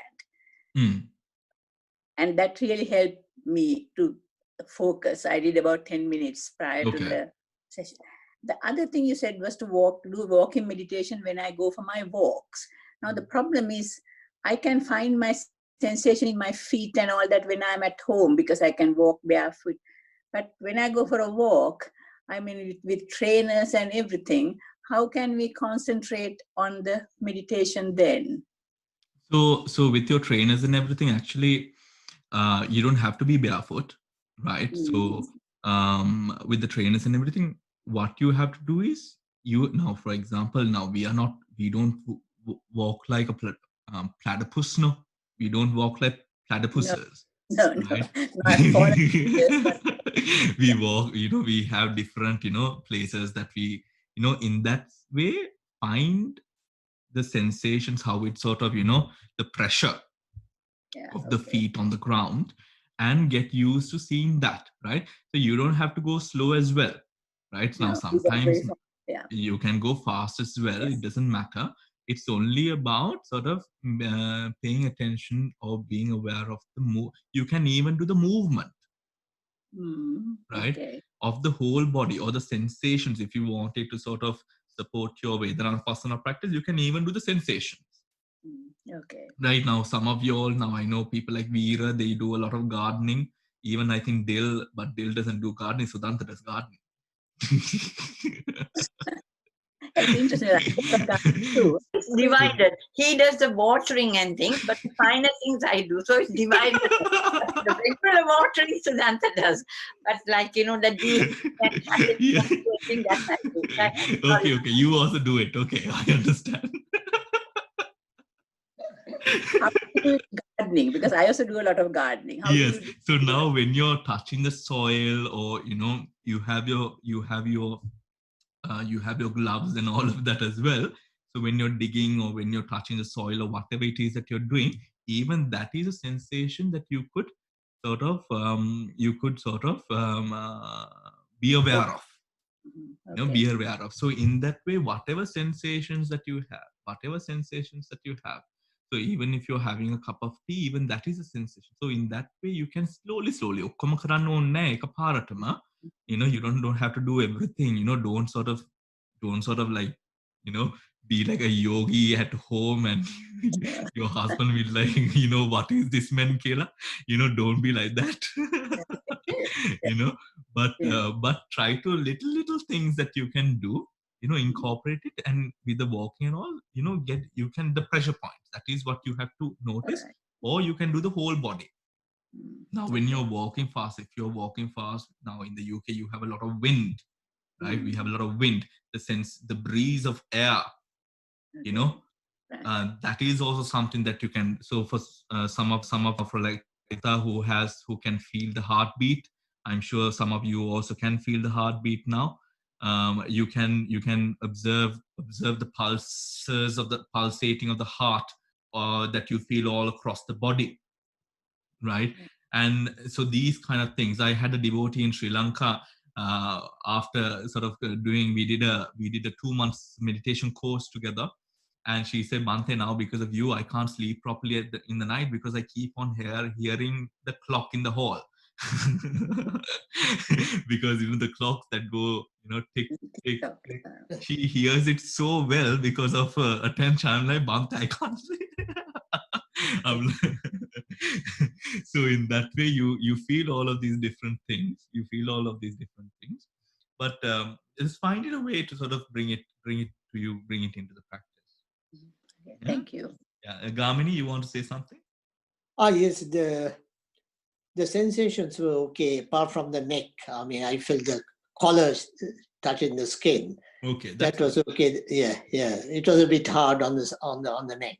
Hmm. But apart from that, I found the sensations going through.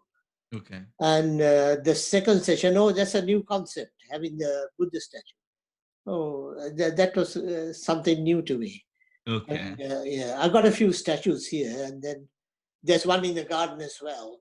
So Okay. that's a new one. I like that. Yeah, it Yeah. tends to radiate metta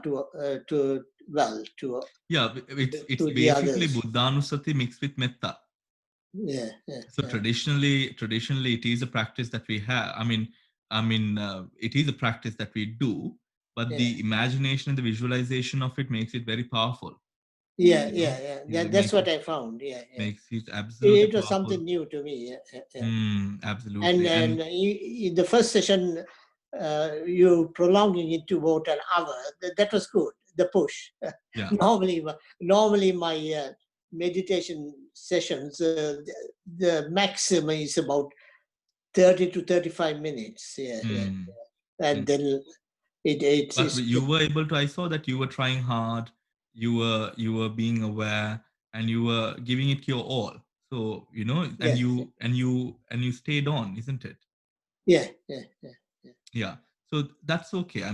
Take go as it comes. But the thing is, now I think we need to now step away from the relaxation meditation and go into vipassana, because now I think we are ready for. We don't need to depend, or we need to let go of that attachment that we have to the relaxation, and Yeah. now go into the deeper vipassana.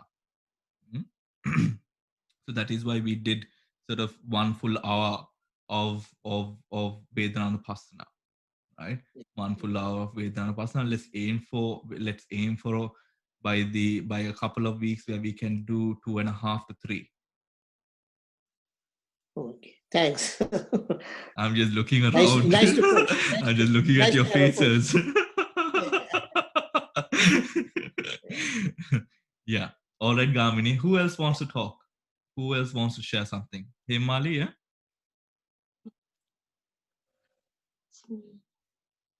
Here, Mali, unmute.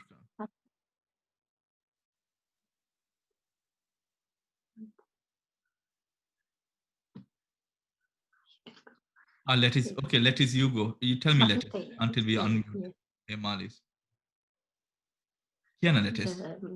Bante, yesterday's the Vipassana, the Chittanupassana, Yeah. I found quite easy, like, because I had the control of the thoughts. Okay. And in fact, there were gaps where I didn't get many thoughts at all. Okay. And I was surprised. Okay.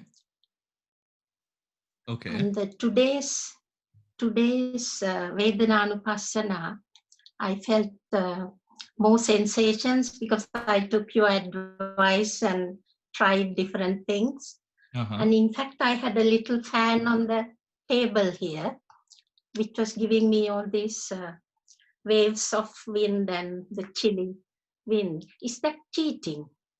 If you have the fan, I didn't realize that it would give me the sensations, but it's not cheating for sure. Who are you cheating, man? Who's watching? No, I realized later on that it's giving me these not at sensations. all. Not at all. It's not cheating at all. I mean, some people go and meditate in the beach, Yeah. and it's not cheating. No, don't feel. No, it's not cheating at all. Now, I told you to, if you can't feel the sensations of the neck, you can move your neck slowly, and to sort of get the sensations. Right now, that is something that you can do. It doesn't matter. It's only about now, something I told you guys. Sometimes, when I couldn't feel the sensations, I would just brush and then just observe that, and that helped me sort of recognize a sensation, like this, or something like that, whatever it is. And you do different things to sort of get hold of the sensations, right? And it's not cheating for sure, letters, no. But if it helps you, have the fan on. Yeah.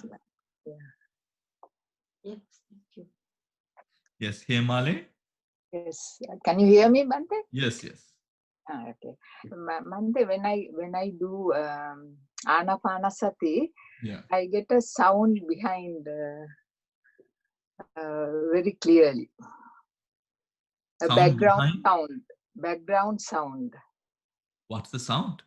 Background, there is a sound. It's become louder and louder sometimes. Okay, so what is the sound? What is the sound like? It's not going up and down. It's a steady, smooth sound. Okay. Yeah. Sometimes after meditation, also when I make a cup of tea, I can still hear that sound. Sometimes. Now are you today, sure it's not your neighbor? No, it's actually today when you say about shoulders, when you come to the shoulders, that sound came. Otherwise, for guided meditation, I don't get that sound. But today, when you say the shoulders, when I'm there, I got that background sound. Okay. Well.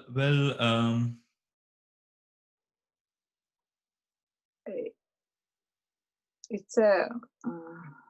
There's nothing specific. There's nothing specific that I can think about with regards to that sort of sound which is connected to meditation, right?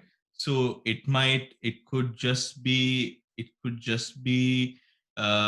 something that you are experiencing with a heightened awareness or something like that, but there is no direct connection to that sort of sound to, like, it's not like a nimitta. There is no sort of thing like a nimitta which appears in a sound. There's nothing like that, right? So it might just, I would say, just ignore it. Okay, and better to concentrate on breathing. Yeah, if when I Yeah, just do ignore it. breathing, I get that. Like it's Huh? yeah. Okay. Yeah, just ignore it altogether. Right. Okay. Yeah. Yeah. Anyone else who would like to share? Miri, what about you, Miri?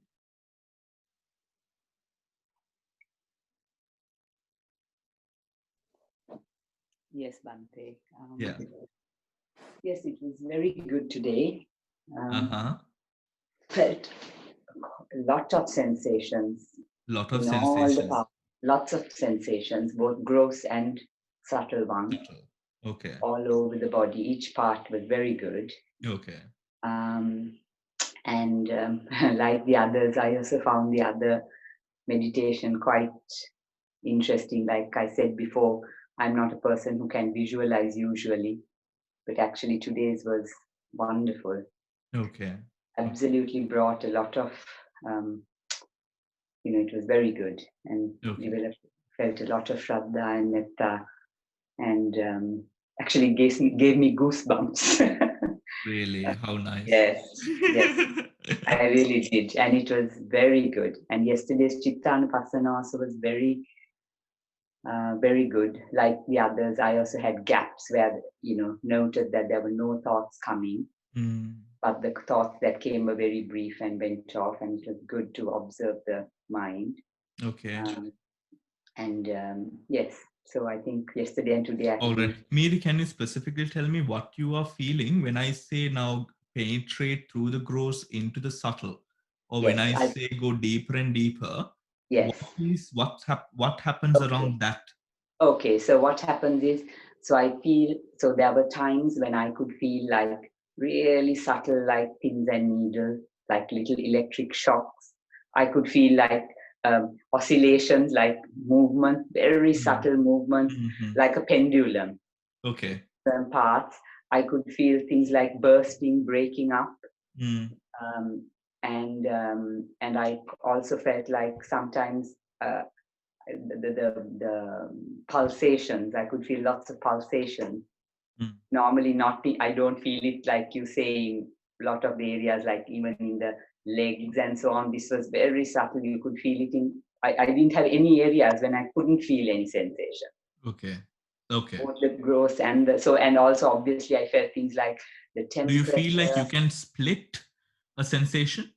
Yes, and I observed the minor sensations I was observing, and I could watch them arising and passing and changing. So it was very interesting today. Okay, so just a point of information for all of you.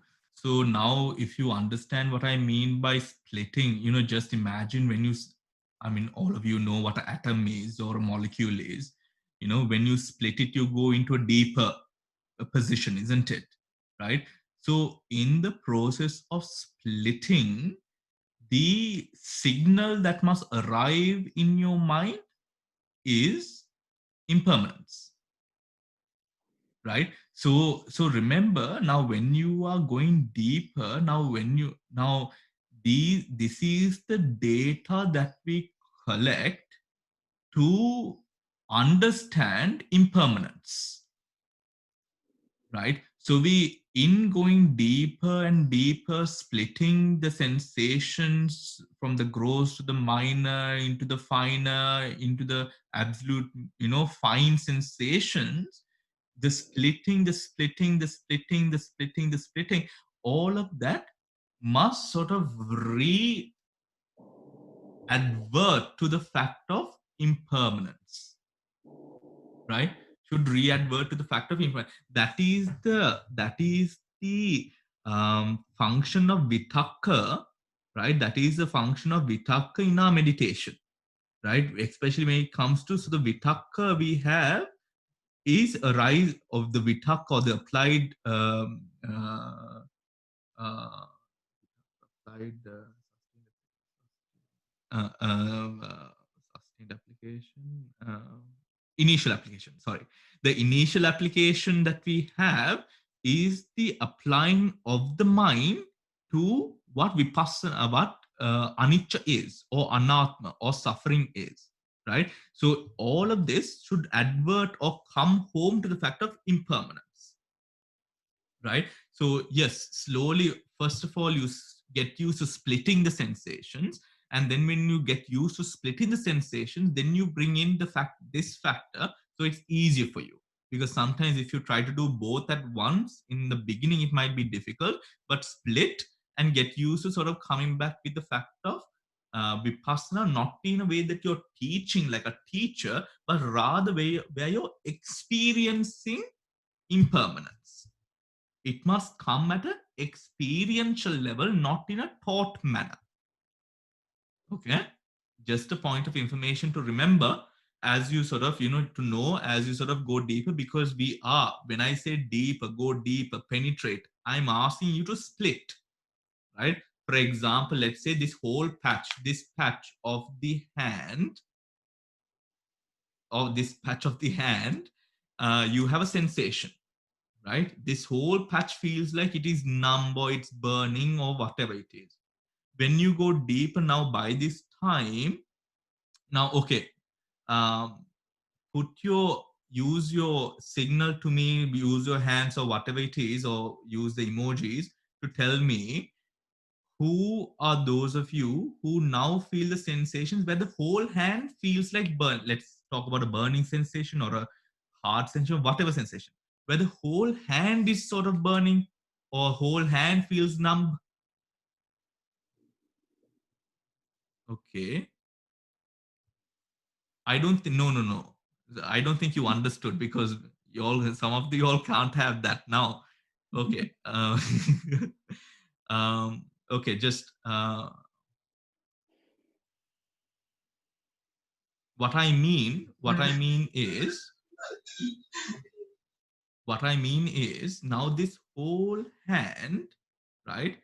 Not like, okay, when we go deeper, we find finer, right? We find finer sensations, right? But before, we were where the whole hand feels like it's burning, or the whole shoulder here feels like it's burning, right? But at this stage, or when we progress, we understand that when we split it and we recognize that split, now it's not the whole shoulder that is burning, it is spots and spots all around the shoulder that you feel is burning. That's what I mean. So how many of you are still feeling the whole hand or the whole shoulder, sort of like a block sensation?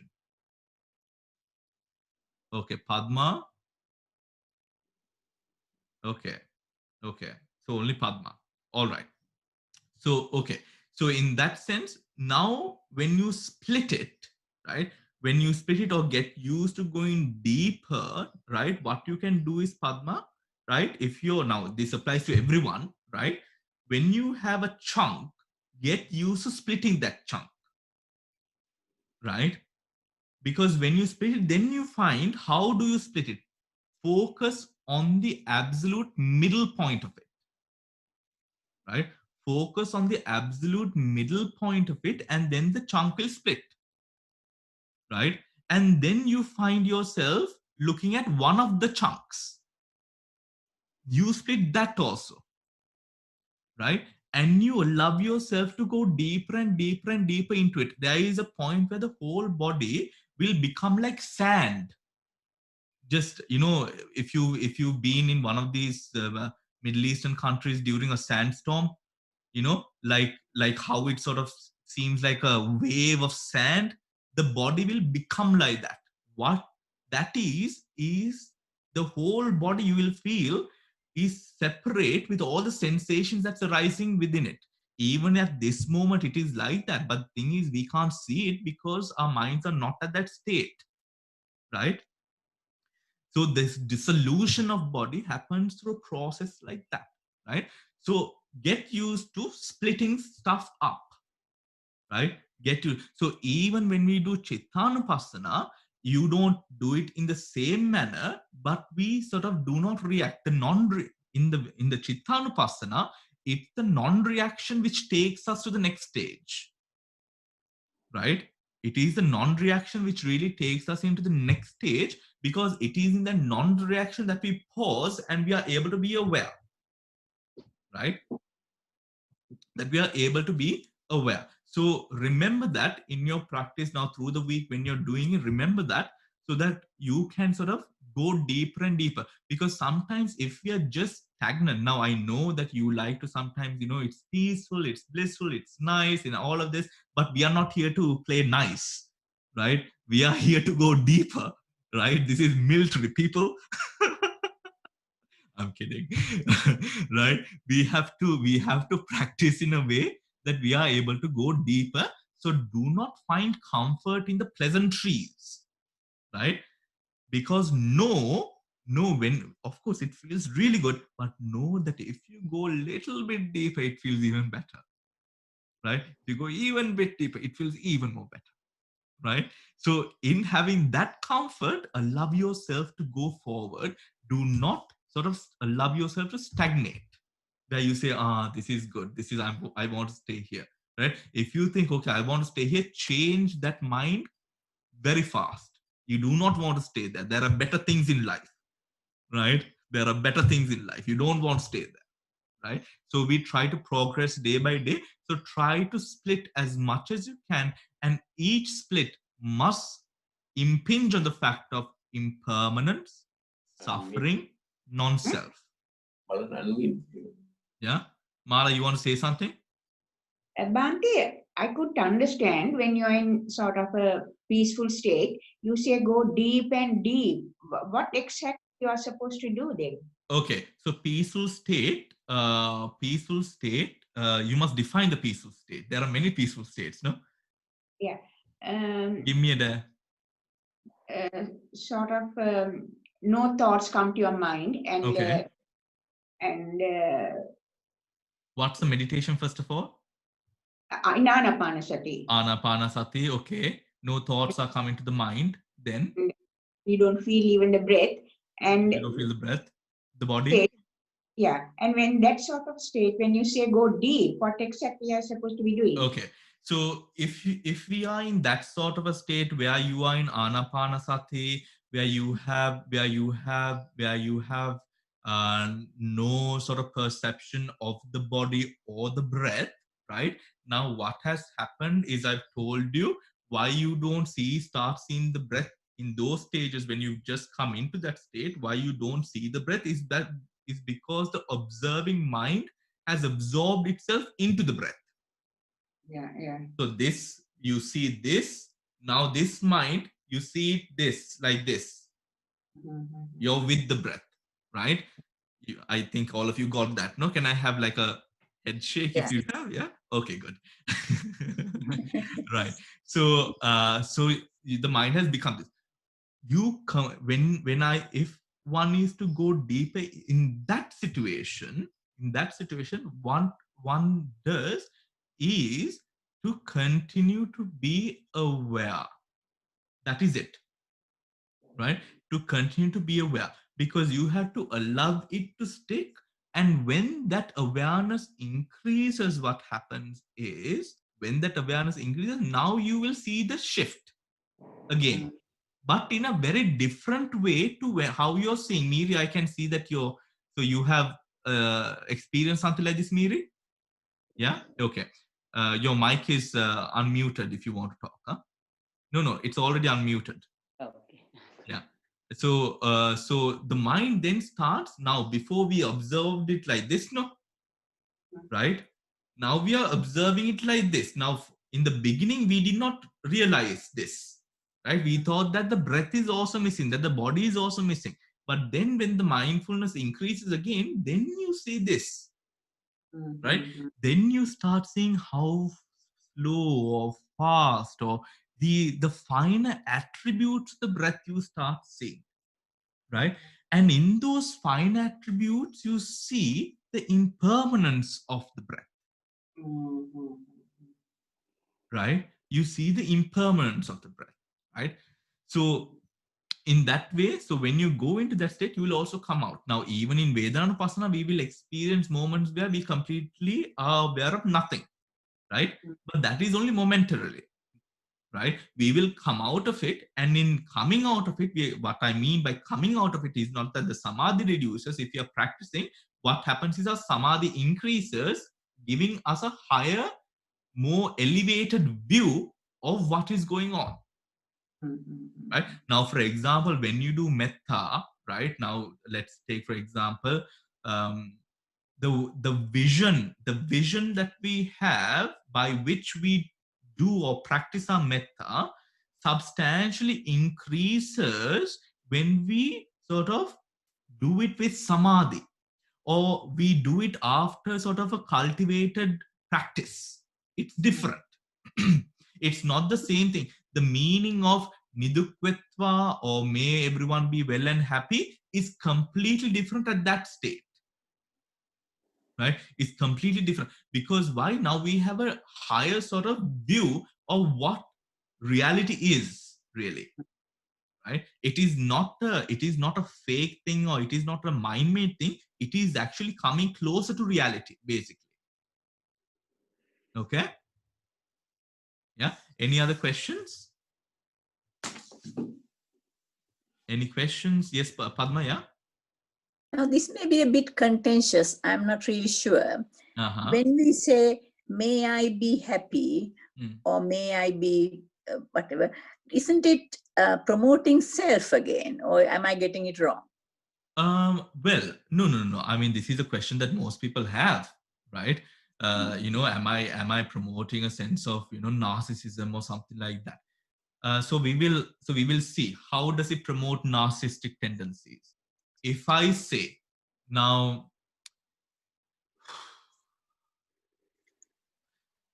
the thoughts of, for example, from the we have these certain practices of the American yoga techniques in the morning, the sort of the where we say, I am powerful, I am wealthy. There is this whole thing that you do in the morning. I'm sure we've seen it, we've heard it, we've seen it in movies, where you get up in the morning and you do this whole sort of motivational speech to yourself. Right? And for some, it actually helps. It helps for some. But now things like that would lead to, or not lead to narcissism. It won't lead to narcissism so easily, but it is a bit narcissistic in that way. When we look at the metta practice comes from a position of loving kindness rooted in wisdom and a giving practice. Right? So in metta, it is as if, just imagine this body that I have, somebody else is giving it to me. You understand what I mean? Now, this body or this life that I have is a result of my parents, my teachers, my whoever, the whole world, right? In metta, you giving loving kindness, sharing loving kindness, radiating loving kindness towards yourself is a sort of, it comes from a position of empathy. But more than empathy, it is like you're giving to this body which supports your life. It is a more grateful aspect of radiating that thought, right? That is why it doesn't lead to narcissism in that way. It doesn't need to narcissism, period, not in that way, in period, because you give it in a way that you're giving it to the body, this life which you're grateful for, that you are blessed, that you feel blessed for, right? Because of the root of wisdom, we find that we are sort of, that this is not self, but rather this is the body and the life and all the circumstances and instances that has loved you to practice or whatever it is. Yeah. Does anyone have any questions regarding that? Can I just say something? Yes, of course, Miri. I thought you might have a question. Yeah. No, but I had the same thought as Padma. Okay. And I had to say that, in fact, when I was doing it with you, when you said, may I be well and happy, I actually changed it to, may all beings be well and happy like me. That's how I did. Yeah. So I feel, I also felt, Padma, like that it kind of, we are trying so hard to not identify ourselves as self. Yeah. And generally when I do metta, I try to do it, genuinely try to feel equal, myself equal to everybody else, rather Absolutely. than And I think I know that is obviously we still, have our self view, but absolutely. trying And I hard. see no fault in that, Miri. But also, I would say now, for example, let's say with our kids, පොඩි ළමයිත් එක්ක with youngsters, I think it's better to do may I be well and happy because of all the self-hate going on. Now you are Miri, Yeah. you are, you are a person who is in the Dhamma practice. And also when we look into the Patisambhida Magga, when we look into the Vishuddhi Magga, the practice doesn't say about may I be well and happy. It doesn't. And I think we've spoken about it also, haven't we? We've said the first person is a respected person, the second is a friend, the third is a person, I'm sorry, Neutral person. the third is a neutral. Neutral, yeah. The third is a neutral person, and the fourth is an enemy or a person who you don't like or something like that. Now that is the sort of the part that we've been taught to practice, leading to the metta jhanas, the samadhi. Right? So the metta jhanas would arise when the metta subdues the hindrances, no, or else the metta jhanas will not arise, no. So the I factor when we practice is an initial practice that we do, but I see that it does have a great amount of benefit as well in terms of curbing with sort of giving yourself energy. But when I would sort of use it for myself, how I see it is, uh, in a sense of this body is a creation of nature. It does not belong to me in that kind of a way. The words that I know, the language, the whatever that I picked up, the Dhamma that I know, whatever it is that I picked up because of all of these other external people, not because of myself. Right? In that way, sort of breaking the Atma in that way. That is what I intend when I would say, may I be well and happy. So it is like an outside person radiating metta to this body, this character here, who is quite a character, don't you think?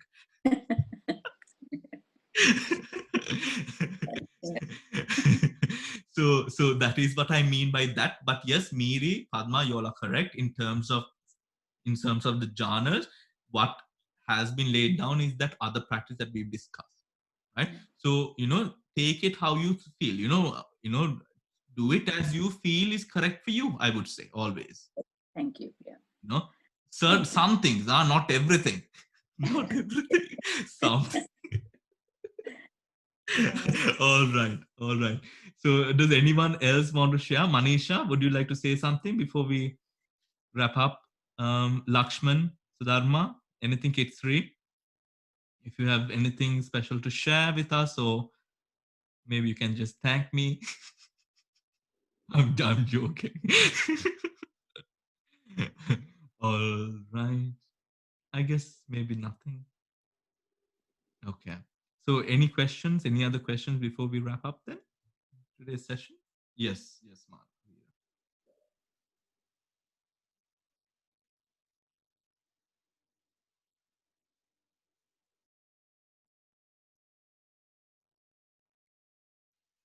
Okay. Can you hear us? Yes.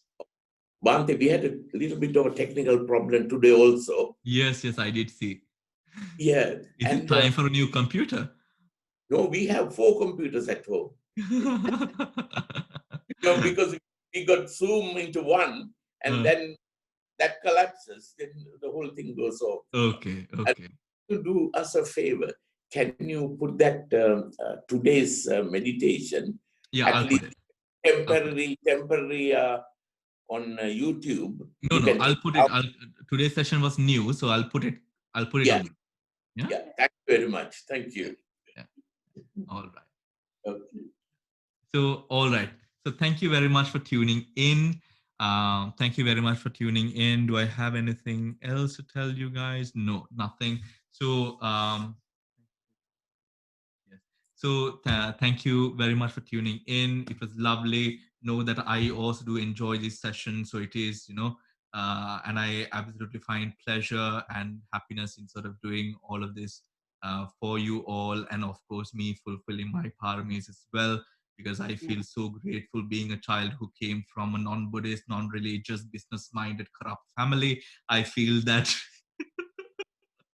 I feel that I have absolutely been blessed in so many ways to have the Dhamma, and to have sort of started practicing the Dhamma from a young age, which I feel absolutely blessed for. And probably I've got this opportunity is because I've done things like this in the past. So for you, for your practice, share the Dhamma with other people, get involved. The Dhamma is absolutely everything, absolutely everything.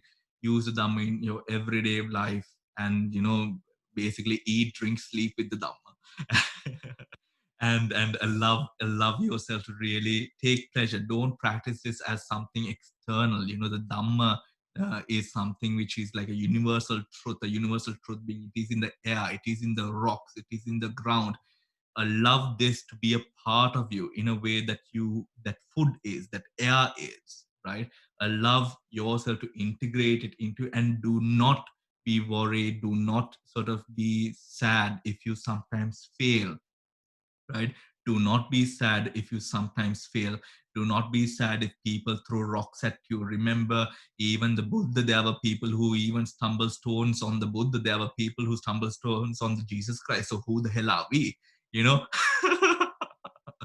Right? So do not be sort of pulled down by whatever happens, the difficulties that arise. Keep on going, headstrong, and we will get through this. And I ensure you, as long as I am able to, I will support you, and we can go on this journey, and we'll be able to sort of really make something out of a meditative practice. So all the very best. Enjoy the rest of the day. And to all the fathers, happy Father's Day. I know that every day is Father's Day, but we need a day to say Happy Father's Day. Yes. So thank you very much, and take care. Enjoy the rest of the day. Goodbye.